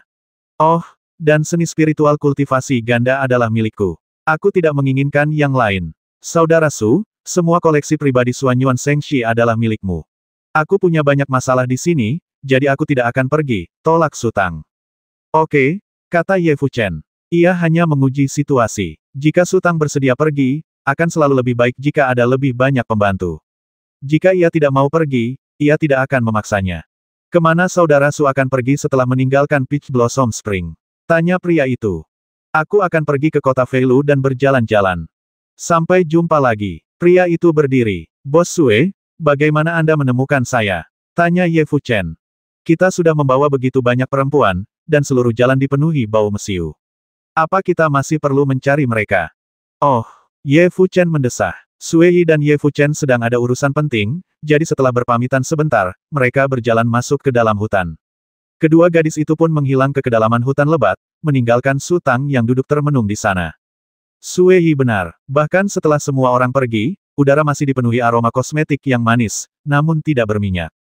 Ye Fuchen tampak muda dan kaya, jadi wajar saja jika ia tidak akan membiarkan para gadis menggunakan kosmetik murahan. Namun, kosmetik yang terlalu bagus juga memiliki kekurangannya. Guru, ada apa? Tanya Baolan dengan suara rendah. Tidak apa-apa, Su Tang berdiri kita harus mempercepat dan kembali ke kota Feilu. Rombongan itu menempuh perjalanan siang dan malam, dan akhirnya melihat tembok kota Feilu setelah seminggu. Kota Feilu berukuran serupa dengan kota Hongye dan sama-sama ramai. Setelah memasuki gerbang kota, Su Tang meminta Yue Xi dan Zhao Dalu untuk bertanya secara terpisah ke sebuah kedai teh bernama Xian Xinzai di kota tersebut. Setelah bertanya kepada lebih dari 20 orang berturut-turut, mereka akhirnya menemukan jawabannya. Xian Xinzai baru dibuka beberapa hari dan tidak terlalu besar, jadi hanya sedikit orang yang mengetahuinya. Kebetulan juga, saat sedang berjalan, Su Tang tiba-tiba melihat sosok yang dikenalnya berdiri di depan pintu sebuah hotel. Membelakangi mereka, ia sedang menggambar sesuatu di kusen pintu. Kemudian, sosok itu berbalik dan menyapu jalan dengan tatapan dingin. Orang itu adalah Zhong Yiye. Matanya melirik Su Tang dan yang lainnya, lalu beralih ke seberang jalan panjang, lalu berbalik dan berjalan masuk ke hotel. Su Tang tidak memakai masker, jadi Zhong Yiye tentu saja tidak bisa mengenalinya. Su Tang memiliki urusan penting yang harus dilakukan, jadi ia bepergian siang dan malam. Zhong Yiye tahu bahwa musim semi bunga persik penuh dengan bahaya, jadi ia tidak berani menunda sedetik pun. Mereka memasuki kota Feilu hampir bersamaan. Kita istirahat saja di sini, kata Su Tang. Baolan dan yang lainnya tentu saja tidak keberatan. Mereka berbelok ke hotel dan, di bawah arahan pelayan, masing-masing dari mereka check-in ke kamar. Larut malam, Su Tang memasuki kamar Baolan, memberinya beberapa instruksi, lalu melayang keluar dari jendela belakang dan mendarat di sebuah gang. Ketika ia melayang kembali ke hotel, ia telah menjadi seorang prajurit bermandikan sihir. Kamar Zhong Yiye berada di lantai 2. Ia berdiri di luar jendela dan mengetuk kusen jendela beberapa kali dengan lembut. Lilin di kamar itu langsung padam. Kemudian, suara Zhong Yiye yang gugup namun sedikit penuh harap terdengar siapa. Aku, Su Tang menjawab dengan suara rendah. Jendela didorong terbuka, menampakkan suara Zhong Yiye. Ia tampak terkejut sekaligus gembira dermawan. Ikuti aku, kata Su Tang, lalu sosoknya melesat ke udara seperti bendera kembang api. Zhong Yiye mengikuti Su Tang dari dekat. Mereka berdua ahli dan memiliki kemampuan terbang di udara. Tentu saja, ia tak tertandingi oleh kekuatan setingkat leluhur agung. Elang bisa terbang, burung pipit bisa terbang, tetapi postur terbang, tinggi badan, kecepatan, daya tahan, dan sebagainya, keduanya sama sekali berbeda. Tak lama kemudian, Su Tang melihat tujuannya. Ia tidak terburu-buru turun, melainkan berdiri di atap, diam-diam memandangi halaman di bawahnya. Ada beberapa pohon besar di halaman. Seorang perempuan tua berambut putih dan berkulit ayam sedang duduk di atas pohon besar, memainkan pembakar dupa di tangannya dengan saksama. Zhong Yiye tidak mengerti apa yang sedang terjadi dan berdiri diam di samping Su Tang. Setelah beberapa saat, perempuan tua itu tertawa terbahak-bahak. Sudah larut malam, angin dan embun di atas sana dingin. Kalian berdua sebaiknya turun dan mengobrol. Pintu terbuka, dan Wen Xiang, yang mendengar suara itu, berjalan keluar perlahan. Melihat Su Tang, ia tertegun sejenak, lalu tersadar dan berkata pelan, "Ibu mertua, ini teman." Mencium dupa sudah memiliki otoritas yang cukup besar. Meskipun wanita tua itu penuh keraguan, ia tetap memanggil semua asap hijau di halaman kembali ke pembakar dupa. Baru kemudian Su Tang melangkah maju dan melayang ke halaman. Wen Xiang melirik Zhong Yiye dengan heran, lalu berjalan ke arah Su Tang. "Kau," Su Tang berhenti karena terkejut dan berkata dengan nada terkejut. "Hehe, kamu takut?" Wen Xiang menunjukkan ekspresi bangga. Di sekitar Wen Xiang, terjadi gelombang kekuatan spiritual yang bergejolak, naik turun. Ini jelas merupakan efek dari pencapaiannya sebagai Grandmaster. Setelah lebih dari setengah bulan, Wen Xiang benar-benar berhasil menembus level tersebut. Su Tang tersenyum. Menyembunyikan fluktuasi kekuatan spiritualnya telah menjadi kebiasaannya. Bahkan setelah berubah menjadi prajurit sihir, ia secara tidak sadar akan menahan auranya. Su Tang melangkah maju beberapa langkah, dan aura liar tiba-tiba menyapu sekelilingnya. Daun-daun dan batu-batu yang berguguran di tanah pun terpengaruh, dan semuanya berguling ke udara atau menggelinding di tanah. "Kau, kali ini giliran Wen Xiang yang terkejut. Su Tang juga seorang master, dan ia bisa mengirim dan menerima pesan dengan bebas. Levelnya jelas lebih tinggi dari Wen Xiang." "Hehe, kamu takut," kata Su Tang dengan nada menirukan bau wewangian. Wen Xiang menggigit bibirnya. "Kenapa kau datang kepadaku?" Ia sangat tertekan. Awalnya, Su Tang masih membutuhkan bimbingannya, tetapi dalam sekejap mata, ia tidak hanya mampu mengimbanginya, tetapi juga selangkah lebih maju. Tentu saja, ia tidak yakin. Ada masalah besar. Su Tang mendekat dan mencubit pipi Wen Xiang sambil tersenyum. "Kamu berpikiran sempit. Kamu masih marah. Apa urusanmu?" Wen Xiang menepis tangan Su Tang dan bertanya dengan genit. "Aku ingin merampok seorang leluhur yang hebat," kata Su Tang. "Masih banyak pil yang tersisa." Pil-pil itu adalah hadiah yang diberikan Wen Xiang kepadanya setelah ia merampok keluarga Hu. Tentu saja, merampok seorang leluhur yang hebat akan lebih menguntungkan. Terlebih lagi, dilihat dari perkataan Sui Yi dan Ye Fuchen, Xuanyuan Zhengxi bukanlah orang baik, dan Su Tang sangat senang mengambil tindakan terhadap orang seperti itu. "Apa?" Wen Xiang tertegun. "Seberapa yakinnya kamu?" "Seharusnya itu sudah pasti," kata Su Tang. Wanita tua berambut putih dan berkulit kusam itu tampak sangat cemas. Ia terus mengedipkan mata pada Wen Xiang dari samping. Menurutnya, ide ini sangat gila, aneh, dan di luar kemampuannya. Sayangnya, hubungan antara Wen Xiang dan Su Tang sudah terjalin, dan kepercayaan Wen Xiang pada Su Tang telah mencapai titik buta. Oleh karena itu, Wen Xiang merasa tidak perlu terkejut seperti itu. Karena Su Tang yang mengatakannya, seharusnya hal itu bisa diterima sampai batas tertentu. "Leluhur mana yang ingin kau rampok?" tanya Wen Xiang. "Tianwen Zhu Xuanyuan Zhengxi." Su Tang berkata. "Ngomong-ngomong, seberapa jauh istana Baihuanya dari sini? Kau bahkan tidak tahu di mana istana 100 bunga, dan kau ingin merampoknya." Wen Xiang mendesah. Lalu, ia melirik Zhong Yiye lagi. Su Tang bisa mengatakan hal-hal ini di depan orang itu, yang jelas menunjukkan bahwa ia sangat mempercayainya. Aneh, mengapa ia belum pernah melihat ini sebelumnya? Ia belum pernah mendengar Su Tang menyebutkannya sebelumnya. "Jangan khawatir, aku tidak akan menyakitimu," kata Su Tang. "Ayo masuk dan bicara," kata Wen Xiang. Memasuki ruangan, Wen Xiang meminta wanita tua itu untuk mengambil peta dan membentangkannya di atas meja. Ia meliriknya sebentar dan menunjuk ke suatu tempat dengan tangannya. "Seharusnya di sini. Saya hanya tahu istana Baihuanya ada di lembah Jinhe, tapi saya tidak tahu persisnya di mana." "Seberapa jauh dari sini?" tanya Su Tang. "Lebih dari 700 mil. Wen Xiang berkata. "Hei, katakan yang sebenarnya, apa kau yakin?" Ia sangat teliti. Su Tang sengaja datang mengenakan topeng, ia pasti ingin menyembunyikan identitas aslinya. Tentu saja, ia tidak akan mengungkapkannya dan hanya bisa menelepon Su Tang. "Bukankah sudah kukatakan itu padamu? Aku curiga orang-orang Wen Zhu lah yang memprovokasimu hari itu, lalu kau ingin balas dendam." Wen Xiang berkata, "Kalau begitu, aku bisa ikut denganmu, tapi aku tidak bisa membiarkan mereka ikut denganmu." Akhirnya, Wen Xiang terdiam. "Mau apa kau, mati?" Su Tang tersenyum dan berkata, "Menurutmu, apa aku sudah cukup hidup? Jadi, apa sebenarnya yang terjadi? Patriark Tianwen tidak ada di istana Baihua saat ini." Su Tang berkata, "Kau juga tahu tentang insiden di Yixianxia. Kan, Patriark Yin telah meninggalkan gunung, dan Patriark Tianwen pergi membantu seperti yang dijanjikan. Leluhur tersembunyi selalu menyendiri. Aku belum pernah dengar dia punya teman. Leluhur Tianwen begitu baik hati." Mereka adalah suami istri lebih dari 20 tahun yang lalu, dan Zhao Xiaoman adalah putri Tian Wensu. Su Tang berkata, secara moral dan logis, dia harus pergi. Begitukah? Wen Xiang berhenti sejenak, tapi ada 4 selir di istana Baihua, semuanya Grandmaster. Bagaimana kau bisa menghadapi mereka?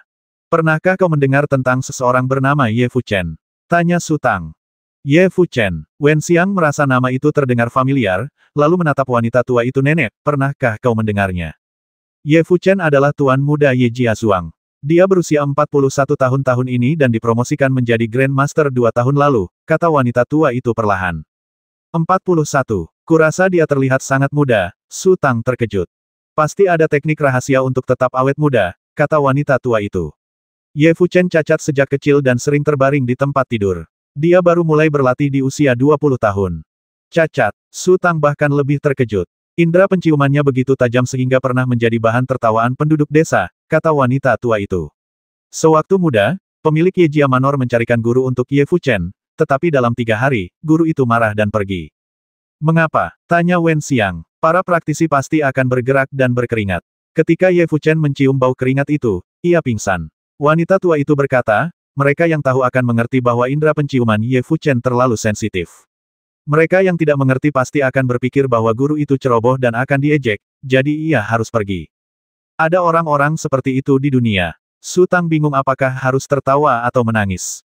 Ini bukan apa-apa, kata wanita tua itu. Waktu Ye Fuchen kecil, dia selalu pingsan setiap kali ke toilet.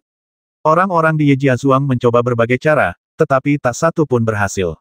Kemudian, seorang pendekar pengembara yang lewat muncul dengan ide membakar dupa. Ratusan bungkus dupa digantung di halaman tempat tinggal Ye Fuchen, dan puluhan pembakar dupa dinyalakan di toilet, siang dan malam. Hidupnya akhirnya membaik, tetapi dia masih belum bisa meninggalkan halaman.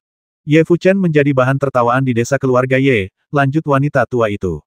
Meskipun ia tiba-tiba mencapai pencerahan di usia 20 tahun, lalu berkelana ke luar negeri dan kembali sebagai Grandmaster, banyak yang masih menertawakannya, mengatakan bahwa ia adalah Grandmaster yang paling mudah dikalahkan. Ada apa? Tanya Wen Xiang. Untuk melawannya, kau tak perlu menggunakan senjata spiritual atau memanggil kekuatan spiritual. Kau hanya perlu melemparkan kotoran dan air seni padanya, dan dia akan pingsan dan menjadi rentan untuk dibantai. Wanita tua itu berkata, tapi ini hanya rumor. Apakah kamu sudah bertemu dengannya? Wen Xiang bertanya pada Su Tang, apakah kamu ingin bekerja sama dengannya? Su Tang terdiam. Bekerja sama dengan seorang Grandmaster yang paling mudah dikalahkan rasanya agak terlalu tidak bisa diandalkan. Ada satu lagi, kata Su Tang, dia Sui dari keluarga Sui di kota Sangjing. Sui yang gila, Wen Xiang terkejut, lalu berkata, karena itu dia, maka masalah ini bisa diselesaikan. Kau kenal dia? Tanya Su Tang dengan nada sedikit tidak puas. Kenapa aku merasa kau lebih percaya padanya daripada aku? Kau tidak kenal Sui. Wen Xiang mengerutkan bibir dan tersenyum. Sui sangat licik. Dia meninggalkan keluarga dan menempuh jalannya sendiri. Selama beberapa dekade terakhir, dia telah mencapai banyak hal hebat tanpa satu pun kegagalan. Jangan tertipu oleh penampilannya. Kemudian, tatapan Wen Xiang jatuh pada Zhong Yiye ini. Perkenalkan, ini Wen Xiang, kata Su Tang sambil menunjuk Zhong Yiye. Ini Zhong Yiye. Wen Xiang hanya mengangguk samar, tetapi mata Zhong Yiye menunjukkan ekspresi aneh.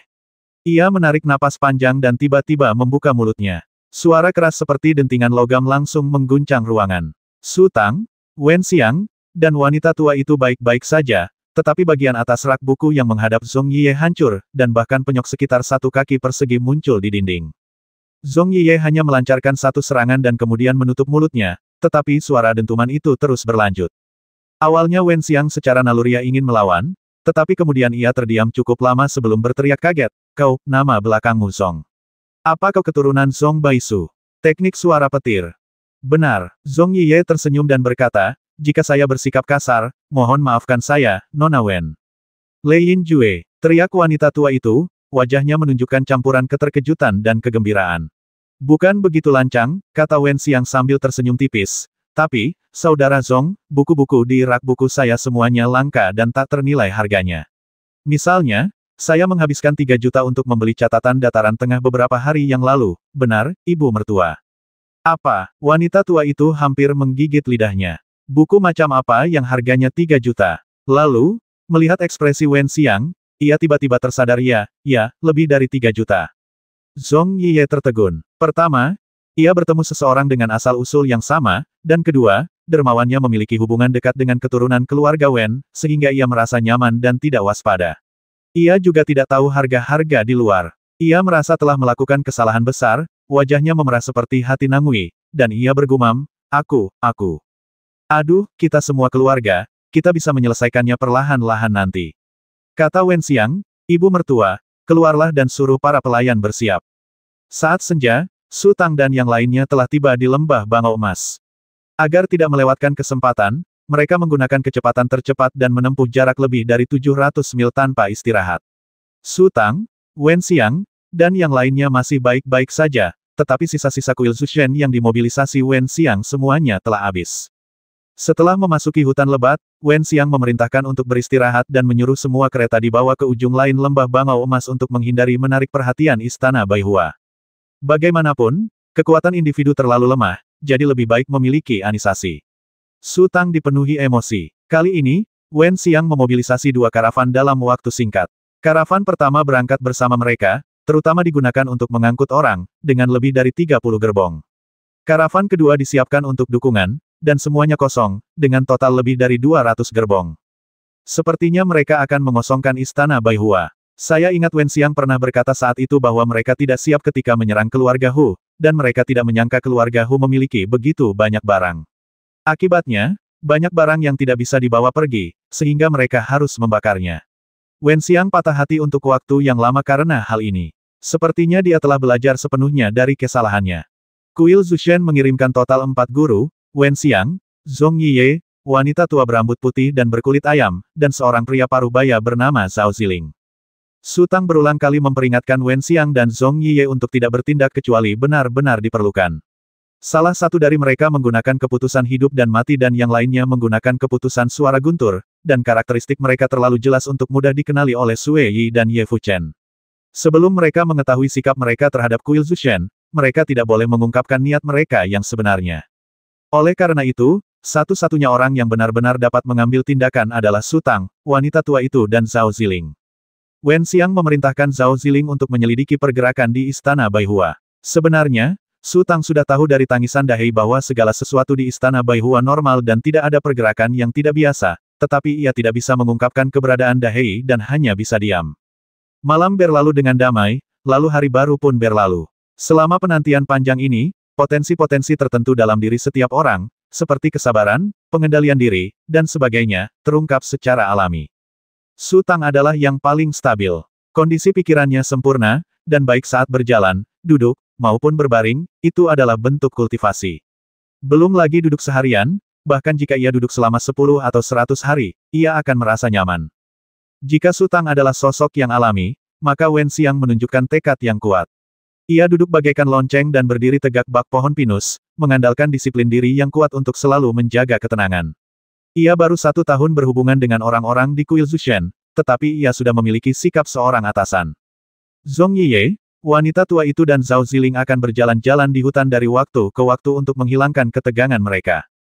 Malam telah tiba, bulan perlahan naik ke puncak pohon, dan Su Tang yang tengah bersandar di pohon besar sambil memejamkan mata, tiba-tiba membuka matanya. Apakah kamu di sini? Tanya Wen Xiang dengan suara rendah. Su Tang mengangguk, lalu berjalan keluar. Wanita tua itu dan Zhao Ziling mengikutinya dari belakang, satu di sebelah kiri dan satu di sebelah kanannya. Setelah berjalan di hutan selama 5 atau 6 menit, wanita tua itu dan Zhao Ziling tidak menemukan apapun dan menjadi sedikit curiga. Berjalan di lingkungan alam ini, Su Tang memiliki keuntungan yang unik dan menguntungkan, dan tidak ada yang dapat lolos dari wawasannya. Meskipun kedua Grandmaster itu menahan aura mereka dan bersembunyi diam-diam di balik semak-semak, di mata Su Tang, mereka berdiri berhadapan dengannya. Ketika mereka masih berjarak 7 atau 8 meter, Sue Yi dan Ye Fuchen akhirnya muncul, satu di depan, menghalangi Su Tang, dan yang lainnya di belakang, menghalangi jalan mundur Su Tang. Wanita tua itu dan Zhao Ziling sangat gugup dan segera mengambil posisi bertahan. Su Tang berdiri diam di sana, pusaran hitam yang tak terhitung jumlahnya melayang dan berputar di sekelilingnya, membuat sosoknya muncul dan menghilang dari waktu ke waktu. Setelan ajaib itu memiliki kekuatan misterius, yang juga membuat Su Tang merasa aneh. Sue Yi dan Ye Fuchen tampak tidak santai. Siapa kau? Tanya Su Tang dengan suara seperti dentingan logam. Sue Yi pergi ke Beijing. Daun rusa yang terbang akan mengapung dan tenggelam. Sue Yi dan Ye Fuchen menjelaskan asal-usul mereka dengan istilah sesederhana mungkin, lalu Sue Yi bertanya, siapa kamu? Hahaha, Su Tang tertawa sinis, si tua Suan Yuan Shengxi itu cukup berhati-hati. Bahkan setelah semua orang pergi, dia masih menyewa 2 guk-guk penjaga. Bahkan dengan 4 selir di sekitarnya, dia masih sedikit khawatir. Sebelum Su Tang selesai berbicara, ia membalikkan tangannya, dan cahaya pedang yang menyilaukan muncul di tangannya. Bahkan dengan penglihatan Sue Yi dan Ye Fuchen, mereka tidak dapat mengetahui dari mana pedang itu berasal.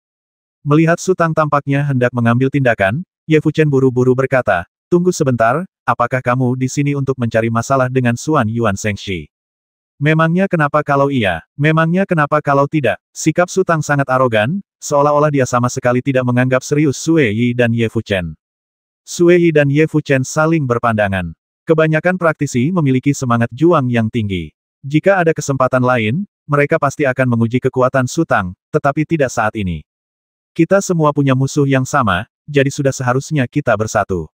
Kalau kita mencoba memulai pertarungan sungguhan, bukankah itu tindakan bodoh yang akan membuat orang-orang yang kita cintai sedih dan musuh-musuh kita senang? Terlebih lagi, medan kekuatan spiritual yang dipancarkan oleh pakaian ajaib itu terlalu menakutkan. Sesaat sebelumnya, mereka dapat dengan jelas melihat Su Tang dan merasakan napas yang dipancarkannya. Sesaat kemudian, Su Tang menghilang ke dalam kegelapan, seolah-olah ia tidak pernah ada.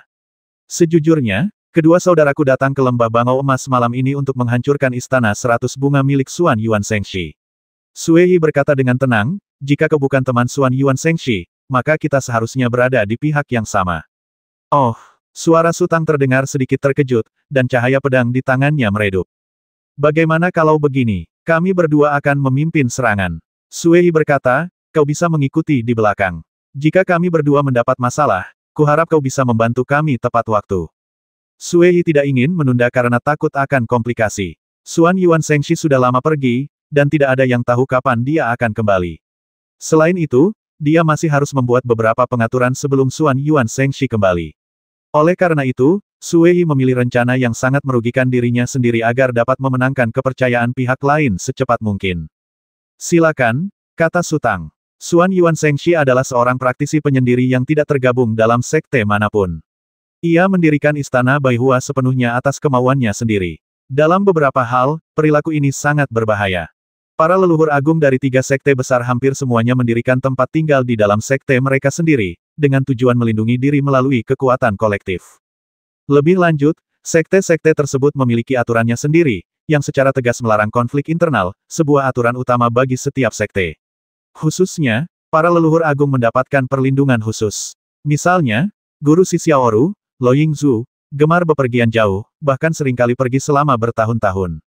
Namun, tempat tinggal dan semua barang miliknya adalah miliknya, dan tidak seorang pun akan menyentuh atau menggunakannya, sehingga ia dapat pergi dengan tenang. Sebenarnya, Suan Yuan Shengxi juga tahu bahwa ini sangat berbahaya, tetapi ia tidak punya pilihan. Sekte-sekte besar menolaknya, dan sekte-sekte kecil tidak dapat menerimanya sebagai leluhur. Para pemimpin berbagai sekte melihat dengan jelas bahwa reputasi Suan Yuan Shengxi sangat buruk dan telah menghancurkan banyak gadis. Terlebih lagi, ia terbiasa melakukan apapun yang ia inginkan. Jika kebiasaan lamanya kembali setelah bergabung dengan sekte, kemungkinan besar akan menimbulkan konflik. Orang-orang seperti itu adalah akar masalah. Lebih baik kehilangan satu leluhur agung di sekte daripada harus terlibat dalam pertarungan sengit di masa depan. Sue Yi dan Ye Fuchen berjalan satu demi satu, lurus melintasi tanah datar di depan istana Baihua dan mengetuk gerbang.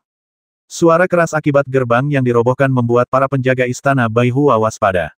Lebih dari selusin sosok bergegas dari kedua sisi, berteriak, dan mengepung Sue Yi dan Ye Fuchen. Sue Yi menarik napas panjang, dan tangannya perlahan-lahan menjadi kabur. Sinar cahaya redup muncul dari tangannya, berkumpul, dan mengembun menjadi 2 pedang raksasa sepanjang 7 atau 8 meter. Sue Yi mempraktikkan teknik tirani, yang juga merupakan salah satu teknik spiritual terkuat di dunia. Keunggulan teknik tirani adalah terbagi menjadi 3 gaya-gaya pedang tirani, gaya tinju tirani, dan gaya tubuh tirani. Pedang tirani ampuh untuk membasmi, tinju tirani ampuh untuk menyerbu ke medan perang, dan tubuh tirani dapat digunakan untuk menghadapi lawan yang lebih kuat dari diri sendiri. Konon, pencapaian tertinggi teknik tirani adalah menggabungkan ketiga gaya menjadi satu, tetapi Sue Yi belum mampu melakukannya. Ia dapat berganti-ganti di antara ketiga gaya tersebut, tetapi tidak dapat menampilkan dua di antaranya secara bersamaan. Sui meraung seperti harimau dan menyerbu ke arah para penjaga. Para penjaga di depan hanya melihat Sui melompat lebih dari 10 meter, lalu tiba-tiba muncul kilatan cahaya, dan mereka pun jatuh ke tanah tanpa sadar. Barulah mereka menyadari bahwa tubuh mereka telah terbelah dua oleh pedang di tangan Sui. Ye Fuchen mengeluarkan benda seperti penggaris besi sepanjang 1 kaki dari lengan bajunya dan berjalan di belakang Sui. Kecepatannya tidak cepat dan gerakannya tidak ganas. Ia hanya menamparnya pelan, tetapi entah mengapa, para penjaga yang cukup beruntung lolos dari pedang Sui tidak dapat lolos dari tebasan penggaris pendek itu, sekeras apapun mereka berusaha. Satu pukulan saja akan mematahkan tulang dan darah akan berceceran di mana-mana. Su Tang dapat melihat dengan jelas dari belakang bahwa penggaris Ye Fuchen sangat aneh. Beberapa penjaga jelas-jelas memegang pedang mereka di atas kepala untuk menangkis serangan Ye Fuchen, tetapi penggaris itu menembus senjata lawan seperti ketiadaan, dan ketika mendarat di tubuh para penjaga itu, ia kembali menjadi benda nyata. Orang menyebalkan mana yang berani berkeliaran di istana Baihua. Setelah teriakan pelan, sesosok tubuh bergegas menuju Sui dari samping, dan teriakan tajam tiba-tiba terdengar di udara. Bahkan dengan penglihatan Su Tang, ia tidak dapat melihat penyebab teriakan itu, tetapi Sui mengetahuinya. Ia memiliki pemahaman tertentu tentang keempat selir istana Baihua. Tubuh Sui tiba-tiba berakselerasi dan melesat ke arah wanita itu bagaikan kilat, dan pedang di tangannya lenyap. Krak, sebuah retakan menjalar dari bahu kiri Sui hingga ke tulang rusuk kanannya. Baju zirah kulit dan pakaian dalamnya terpotong, memperlihatkan dada terbukanya. Namun, tidak ada bekas luka di tubuhnya. Orang yang menghalangi jalan Sui adalah seorang wanita yang mengenakan rok dalam merah. Usianya sekitar 24 atau 25 tahun, dengan mata seindah bunga persik, kulit putih dan halus, serta perawakan tinggi. Seolah-olah untuk memudahkan pertarungan, ia menyelipkan sisi kiri roknya ke pinggang, dan paha rampingnya hampir terekspos hingga pangkal pahanya. Pemandangan itu sangat menggoda. Wanita itu memegang cambuk hitam yang panjangnya lebih dari 10 meter. Baru pada saat itulah Su Tang melihat senjatanya dengan jelas. Melihat serangannya jelas mengenai lawan, tetapi lawannya tidak terluka, mata wanita itu menunjukkan kengerian. Jelas, tumbuh di bawah asuhan Suan Yuan Shengxi, meskipun sudah menjadi Grandmaster, ia tidak memiliki banyak pengalaman bertarung dengan orang lain. Namun, Sui telah mempertimbangkan semuanya. Ketika wanita itu kehilangan kesadaran, ia dengan cepat memperkecil jarak di antara mereka, lalu mengangkat tangannya untuk meninjunya. Tinju itu melesat tanpa suara dan menyerang dada wanita itu. Wanita itu masih terguncang ketika tiba-tiba menyadari bahwa tekanan anginnya salah. Sudah terlambat baginya untuk menghindar. Boom! Celana dalam di dadanya terhempas angin dari tinju itu. Kedua bola raksasa itu berayun liar seperti kelinci, dan tubuhnya terlempar mundur seperti layang-layang yang talinya putus. Darah yang menyembur dari mulutnya meninggalkan jejak di udara. Sui menyerbu ke depan lagi, mengangkat tangannya tinggi-tinggi, dan menebas tubuh wanita itu dengan pedangnya. Wanita itu menjerit tajam dan tiba-tiba memutar tubuhnya untuk menghindari tusukan Sui. Kemudian, ia mengayunkan cambuk itu dengan punggung tangannya. Cambuk itu panjangnya lebih dari 10 meter. Saat ia mengayunkan lengannya, kecuali gagangnya yang pendek, seluruh cambuk itu lenyap di udara. Ini berarti kecepatan cambuk yang melayang di udara telah melampaui batas tertentu. Pada saat ini, Ye Fuchen muncul di posisi yang sangat tepat. Gerakannya memberi Su Tang perasaan yang tak terlukiskan. Jika Ye Fuchen muncul lebih awal, cambuk wanita itu tidak akan digunakan untuk menyerang Sui, melainkan untuk menyerangnya. Jika Ye Fuchen muncul lebih lambat, sosok wanita itu pasti sudah lewat, dan tidak akan mudah baginya untuk mengejarnya. Ye Fuchen menamparkan penggaris besi di tangannya ke dahi wanita itu. Dari sudut pandang Su Tang, sepertinya bukan hanya Ye Fuchen yang menyerang, tetapi wanita itu juga memukulkan dirinya sendiri ke penggaris besi itu. Wajah wanita itu memucat. Ia berusaha sekuat tenaga memutar tubuhnya, meluruskan pinggangnya, dan jungkir balik. Nyatanya, gerakan mengelak ini sia-sia. Meskipun ia menghindari penggaris besi Ye Fuchen, ia melayang di udara, tangannya hampir menyentuh tanah. Tubuhnya melengkung membentuk busur, dan kakinya terangkat. Saat itu, Ye Fuchen mendekat, dan jungkir baliknya belum selesai. Ye Fuchen bisa dengan mudah memukulnya beberapa kali lagi. Ye Fuchen tentu saja tidak menyia-nyiakan kesempatan itu. Ia mengangkat penggaris besi dan menepuk paha wanita itu. Rok merahnya berkibar melewati hidungnya. Kemudian ia melihat sesuatu dan gerakannya tiba-tiba menjadi kaku. Di dunia ini, rok dalam setara dengan pakaian dalam perempuan. Mata Ye Fuchen sedikit terbelalak. Mungkin, apa yang dilihatnya menyebabkan kejutan yang kuat, atau mungkin, apa yang dilihatnya memberinya perasaan yang unik dan sangat istimewa. Bagaimanapun, ia tidak bisa memukulnya dengan penggaris besinya. Ye Fuchen, Apa yang kau lakukan? Sue Yi meraung. Yang pertama ia temui adalah Mei Fei, yang terkuat dan tersulit di antara keempat selirnya. Sue Yi awalnya sangat senang. Selama ia bisa menyingkirkan Mei Fei terlebih dahulu, ia akan memenangkan pertempuran. Ia juga tahu bahwa mustahil untuk menghadapi Mei Fei sendirian dengan cepat, jadi ia mencoba mencari cara untuk melukai Mei Fei dan kemudian memaksa Mei Fei ke pihak Ye Fuchen. Ia yakin Ye Fuchen tidak akan mengecewakannya. Sayangnya Sue Yi menebak bagian awal dengan benar, tetapi salah menebak bagian akhir.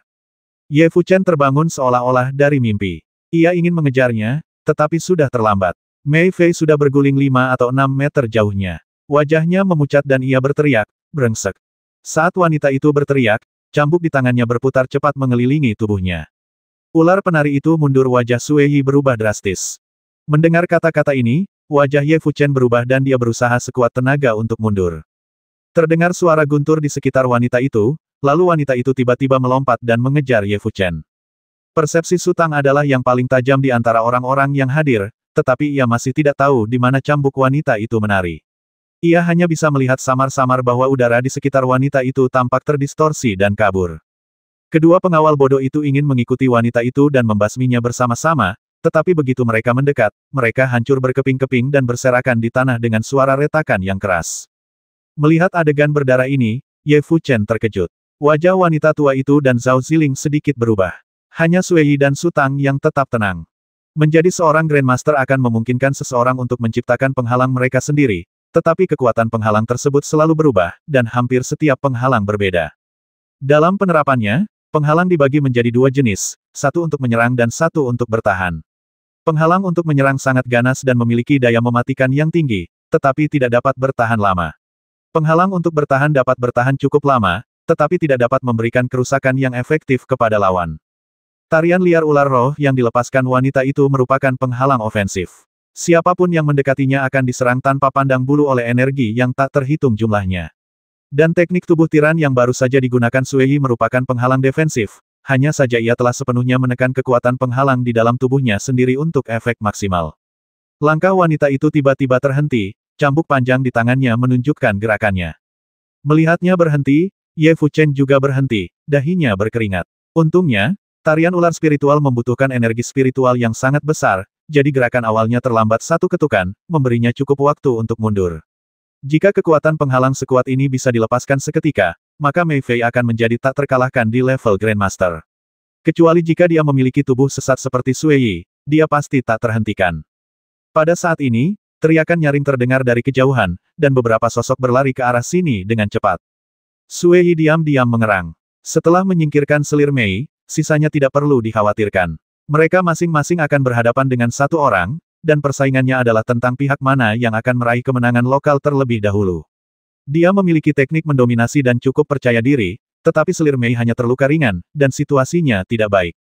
"Serahkan wanita ini padaku," kata Su Tang lembut, lalu melangkah maju perlahan dan menatap langsung ke arah wanita itu. Setelah menyaksikan kekuatan mengerikan wanita itu, Su Tang tetap berdiri. Ia tidak ingin menjadi seorang pejuang, melainkan demi si kecil. Si kecil suka bermain cambuk, tapi dia tidak punya pembelajaran atau pemahaman sistematis. Dia hanya bermain-main menangui buta setiap hari. Kurasa bahkan jika dia bermain selama 100 tahun, tidak akan ada efek praktisnya. Oleh karena itu, Su Tang selalu ingin mencari guru untuk Xiao Budian, dan sekarang dia akhirnya menemukannya. Kalau saja si kecil tahu apa yang sedang dipikirkan Su Tang saat ini, dia pasti akan terharu sampai menitikkan air mata. Jika Sue Yi tahu pikiran Su Tang, dia pasti akan berpikir bahwa Su Tang gila dan ingin menangkap seorang Grandmaster hidup-hidup. "Serahkan saja padamu." Tatapan penuh kebencian wanita itu langsung beralih ke Su Tang. Dari kecil hingga dewasa, ia belum pernah sedekat ini dengan kematian seperti sekarang. Ia hampir gila karena ketakutan yang berlebihan. "Ini aku," kata Su Tang malas. Baru saja ia menemukan kelemahan yang bisa dimanfaatkan. Nada bicara Su Tang yang riang, seolah-olah ia memegang kendali, membuat Sue Yi dan Ye Fuchen semakin percaya diri. Mereka saling memandang, lalu berjalan mengitari wanita itu, meninggalkan medan perang, dan bergegas menuju istana Baihua. Meskipun aura Su Tang tampak menakjubkan, misterius, dan tak terduga, aura itu tak berarti apa-apa bagi seorang wanita yang telah menjadi histeris karena ketakutan yang berlebihan. Kecuali ia bisa memberinya pukulan telak dan membiarkannya merasakan ketakutan itu lagi, pertahanan psikologisnya mungkin akan runtuh sepenuhnya. Wanita itu tertawa dingin beberapa kali, lalu tiba-tiba bergerak mendekat dan mengangkat tangannya untuk mencambuk. Pusaran hitam yang diam-diam mengambang di belakang Su Tang segera meluas dan mengembun menjadi awan besar, menyelimuti Su Tang. Meskipun Su Tang berdiri, ia tak berani gegabah. Sejak ia meninggalkan Xiaolin Bao hingga sekarang, wanita itu memiliki kecepatan serangan tercepat di antara semua praktisi yang pernah dilihatnya. Hampir sia-sia berkonsentrasi melacak cambuk itu. Sudah terlambat untuk menghindar setelah melihatnya. Jadi Su Tang terus menatap bahu wanita itu, dan begitu dia melihat bahu wanita itu bergerak, dia segera melayang kembali. Wajah wanita itu tertutup es. Ia mencambuk awan lebih cepat dari sebelumnya. Suara gemeretak akibat gesekan antara ujung cambuk dan udara membentuk serangkaian ledakan. Gaya cambuknya beragam, terkadang membuka dan menutup lebar. Cambuk sepanjang lebih dari 10 meter itu berubah menjadi pedang raksasa, seolah ingin membelah seluruh awan menjadi dua. Terkadang berubah menjadi naga yang berenang, dan cambuk panjang itu terbang naik turun di awan, terus-menerus meremas tempat persembunyian Su Tang. Wanita tua itu dan Zhao Ziling menyaksikan dari jauh, wajah mereka dipenuhi kengerian, dan mereka juga mulai meragukan tindakan ini. Hanya seorang wanita di bawah komando Xuan Yuan Shengxi yang memiliki kekuatan tempur sehebat itu. Seberapa mengerikankah Xuan Yuan Shengxi? Belum lagi kekuatannya yang mengerikan. Apakah menyerang istana Baihua kali ini benar-benar bijaksana? Ketika Xuan Yuan Shengxi kembali, siapa yang bisa menahan amarahnya? Untungnya, awan menutupi sosok Su Tang. Jika mereka bisa melihat situasi pertempuran dengan jelas, mereka mungkin sudah kehilangan kepercayaan diri sepenuhnya. Su Tang menghindar dengan sangat canggung, karena ia tidak dapat melihat bayangan cambuk dengan jelas, dan harus menghindari semua sudut serangan sebisa mungkin. Di saat yang sama, ia harus mengendalikan gerakannya dan tidak bergerak terlalu cepat. Lagi pula, lawannya adalah seorang Grandmaster. Jika ia mengeluarkan suara angin, atau suara gesekan atau tendangan di antara kakinya dan tanah, ia mungkin akan diserang secara intensif. Setelah mengayunkan cambuk lebih dari 10 kali berturut-turut, setiap kali meleset dan gagal memaksa Su Tang keluar dari awan, wanita itu kehilangan kesabaran dan langsung melompat ke arah awan. Mata Su Tang berbinar. Cambuk panjang ini bagus untuk serangan jarak jauh. Selama ia memiliki kesempatan untuk terlibat dalam pertarungan jarak dekat, ia yakin keuntungan akan berpihak padanya. Detik berikutnya, perempuan itu sudah terperosok ke dalam awan, dan kemudian ia menyadari bahwa ia tidak dapat melihat apapun. Ia secara naluriah menjerit keras, menarik tangan kanannya ke belakang, lalu melesat keluar dengan kuat. Tarian ular liar kembali terjadi. Su Tang pernah melihat lawannya melancarkan serangan yang sama sebelumnya, dan postur awalnya pun persis sama. Ia langsung membuat penilaian, mengetuk tanah dengan jari kakinya, tiba-tiba jatuh, dan melesat ke arah wanita itu. Ketika wanita itu melepaskan tarian ular roh, memang ada gerakan awal, tetapi itu hanya sesaat. Meskipun kecepatan Su Tang beberapa kali lebih cepat, pada saat ia menerkamnya, tarian ular roh wanita itu sudah dilepaskan, dan ia hanya mencari kematiannya sendiri. Tepuk, tepuk, tepuk. Tiba-tiba, udara dipenuhi suara ledakan sekeras tabuhan drum. Sosok Su Tang merosot dan terus terbang ke depan. Tubuh Su Tang tegak, dada, paha, dan jari kakinya hanya berjarak sekitar 5 cm dari lantai. Tangannya terentang ke depan, cahaya pedangnya tenang, dan seluruh tubuhnya telah berubah menjadi anak panah yang melesat mendekati tanah. Aliran energi tajam berputar ke segala arah dengan wanita itu sebagai pusatnya, tetapi Su Tang tidak terluka dan secara ajaib terus mendekat dengan cepat. Dengan ketajamannya, Su Tang samar-samar dapat menebak area serangan tarian ular liar. Misalnya, ketika wanita itu melepaskan tarian ular liar untuk pertama kalinya, tanah tidak terpengaruh, sementara dua penjaga dari Istana 100 Bunga hampir terpotong-potong. Namun, keempat kaki mereka yang berada di bawah lutut tetap utuh. Maka Su Tang memutuskan, jika ia bergerak mendekati tanah, ia seharusnya dapat menghindari aliran deras ular yang menari liar itu, dan kenyataan itu membuktikan bahwa taruhannya benar. Su Tang memutar tangan kanannya dan pedangnya menusuk tulang betis kiri wanita itu. Ia ingin memaksa wanita ini mengajarinya teknik cambuk kecil. Ia tidak bisa membasminya, jadi ia hanya bisa menangkapnya hidup-hidup. Cahaya pedang hampir saja menembus sasaran Su Tang. Tepat ketika Su Tang menunjukkan ekspresi gembira, kaki wanita itu tiba-tiba terbuka lebar, menghindari pedang Su Tang, lalu ia mengangkat tangannya dan mengayunkannya ke bawah. Su Tang terkejut. Dia tahu cambuk tak terlihat itu akan segera datang. Tubuhnya masih melayang ke depan. Entah ia menghindar ke kiri atau ke kanan, gerakannya akan lebih lambat dari biasanya. Lagi pula, posisinya telah terekspos. Jika ia bisa menghindari cambuk ini, mungkin ia tidak akan bisa menghindari cambuk berikutnya. Su Tang menggertakkan giginya, dan kekuatan spiritual di tubuhnya bersirkulasi dengan liar, kecepatannya sedikit meningkat, dan ia terus melesat maju. Detik berikutnya, Ia telah melewati antara kedua kaki wanita itu. Kemudian ia tiba-tiba memutar tubuhnya, menendang lutut kiri wanita itu dengan kaki kirinya, dan melesat ke atas dengan kaki kanannya, melengkung ke arah bokong wanita itu. Ia merentangkan kedua kakinya hanya untuk menutupi pedang Taiso di tangan kanannya. Cahaya pedang itu telah menjalar bagai ular berbisa dan menusuk paha kanan wanita itu.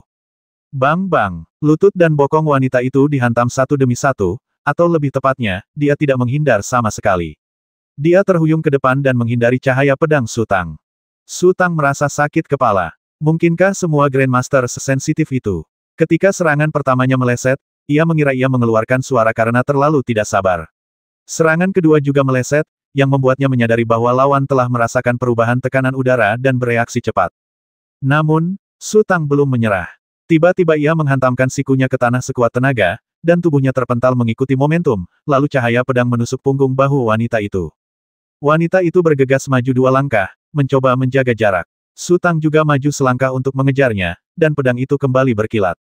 Dulu, saat ia berada di Peach Blossom Spring, ia pernah memaksa seorang master untuk terus berlari ke depan, sehingga master itu tak punya kesempatan untuk kembali dan bertarung. Kali ini, ia ingin menggunakan trik yang sama lagi. Tentu saja, Su Tang tahu bahwa lawannya sangat kuat. Kecepatannya telah meningkat drastis. Cahaya pedangnya bagaikan tetesan air hujan, menusuk dengan ganas. Hampir setiap detik, ia bisa mengayunkan 7 atau 8 pedang. Selama lawannya sedikit lebih lambat, ia akan terluka. Setidaknya, ia tak akan bisa lagi melepaskan tarian liar ular roh itu. Bagaimanapun, wanita itu adalah seorang Grandmaster. Su Tang secepat kilat, dan gerakan wanita itu pun tak kalah lambat.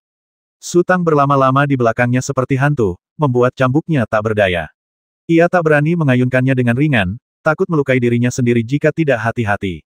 Namun, ia memiliki senjata lain dan dengan sabar menunggu kesempatannya. Dalam waktu setengah tarikan napas, wanita itu telah maju lebih dari 10 langkah, dan Su Tang menyerang seperti badai, tetapi hanya meninggalkan beberapa bekas darah dangkal di bahu, pinggang, dan tulang rusuk wanita itu. Ketika Su Tang kembali menusuk bahunya, wanita itu tiba-tiba berhenti menghindar dan jatuh ke belakang. Ketika cahaya pedang menembus dagingnya, ia memiringkan bahunya ke bawah. Cahaya pedang itu hanya memunculkan kabut darah di bahunya. Kemudian ia memutar tangannya, dan sebilah pisau tajam tiba-tiba muncul dari balik gagang cambuk. Wanita itu menikam Su Tang di jantung dengan tangan belakangnya, dan pada saat yang sama, kaki kanannya melayang dan menendang selangkangan Su Tang. Su Tang bereaksi sangat cepat. Ia mengayunkan pedang Taiso untuk menangkis bilah tajam di tangan wanita itu, lalu menekan dengan tangan kirinya untuk menangkis betis wanita itu. Dentang, gedor. Pedang Taiso berbenturan dengan bilah tajam itu, menghasilkan percikan api. Setelah Su Tang menopang dirinya dengan tangan kirinya, ia tiba-tiba menyadari ada yang tidak beres. Kekuatan kaki wanita itu begitu besar sehingga tendangan itu tepat mengenainya. Tubuh Su Tang melayang tinggi ke udara, wajahnya di balik topeng memucat, alisnya dipenuhi keringat dingin, dan dia merasakan sakit yang menusuk di tangan kirinya, tetapi rasa sakitnya bahkan lebih parah di tempat lain. Untunglah tangan kirinya berhasil menangkis tendangan itu, kalau tidak tendangan ini sudah cukup menghancurkan kehidupan bahagianya di masa depan. Wanita itu akhirnya memanfaatkan kesempatan untuk mengatur napas, berbalik dan mengayunkan cambuk, dengan cepat mengejar Su Tang. Su Tang nyaris tak berbalik untuk menghindari cambuk itu, lalu menahan napas dan menghilang ke dalam kegelapan lagi. Wanita itu memegang cambuk di tangannya, mendengarkan dengan saksama, lalu tiba-tiba menyerang, menghantam tanah dengan ujung cambuk. Kemudian ia mengayunkan pergelangan tangannya, membiarkan cambuk panjang itu membentuk lingkaran berdiameter lebih dari 20 meter dengan tubuhnya sebagai pusatnya. Ujung cambuk itu bergesekan dengan tanah, menyemburkan api dan meninggalkan retakan sedalam sekitar 1 inci di tanah. Su Tang berdiri di sana dengan tenang. Setelah memasuki alam Grandmaster, kepercayaan dirinya mulai membuncah. Ia mengira hanya butuh waktu paling lama 1 tahun baginya untuk menjadi seorang Grandmaster. Setelah 2 atau 3 tahun lagi, ia akan memenuhi syarat untuk pergi ke gerbang suci Fengshan untuk mengunjungi teman-teman lama dan mengenang masa lalu. Namun, setelah bertarung sekuat tenaga melawan seorang Grandmaster hari ini, ia menyadari betapa besar perbedaannya. Su Tang bergerak cepat dan wanita itu menyerang dengan cepat, sehingga mereka nyaris tak seimbang. Namun, dalam hal kekuatan murni, Su Tang tertinggal jauh. Kekuatan spiritual lawannya lebih dalam dan urat spiritualnya lebih kuat daripada Su Tang, sehingga kekuatan yang dilepaskannya tentu jauh lebih besar daripada Su Tang. Tendangan tadi membuat Su Tang masih merasa sedikit merinding. Melihat kaki wanita itu, kakinya ramping, putih, dan begitu lembut sehingga seolah-olah bisa mengeluarkan air jika diremas. Siapa sangka dia memiliki kekuatan sekuat itu. Belum lagi Sutang, bahkan seekor gajah pun, pasti akan ditendang. Wanita itu mengerutkan kening, melompat, dan bergegas ke samping. Ia ingin keluar dari jangkauan baju ajaib itu dan melihat cahaya lagi. Jika ia bisa melihat, Sutang pasti sudah mati berkali-kali sekarang. Pikiran Sutang bergerak, dan pusaran hitam itu langsung meluas. Wanita itu hanya melesat 7 atau 8 meter lalu berhenti lagi. Langit gelap gulita ketika ia mengulurkan tangannya, dan ia selalu merasa sedikit bersalah. Siapa yang tahu apa yang menantinya di depan? Si kecil diam-diam mengulurkan tangannya dari kerah Sutang, dan saat dia melambaikan tangannya, cahaya hijau jatuh ke tanah dan kemudian berubah menjadi tanaman merambat. Pada saat ini, sosok wanita itu tiba-tiba melesat bagai kilat. Fluktuasi kekuatan spiritual si kecil terlalu kentara, dan ia langsung menyadarinya. Melihat wanita itu berlari ke arahnya, si kecil begitu ketakutan sehingga ia segera bersembunyi. Wanita itu melayang di udara dan tersangkut selusin tanaman merambat. Ia terkejut tetapi tidak panik. Ia menarik kembali cambuk panjang di tangannya. Sutang mendesah pelan dan menghindar tanpa suara. Benar saja, ular roh itu menari liar lagi, dan lusinan tanaman merambat yang masih tumbuh semuanya terpotong-potong oleh kekuatan cambuk itu. 170.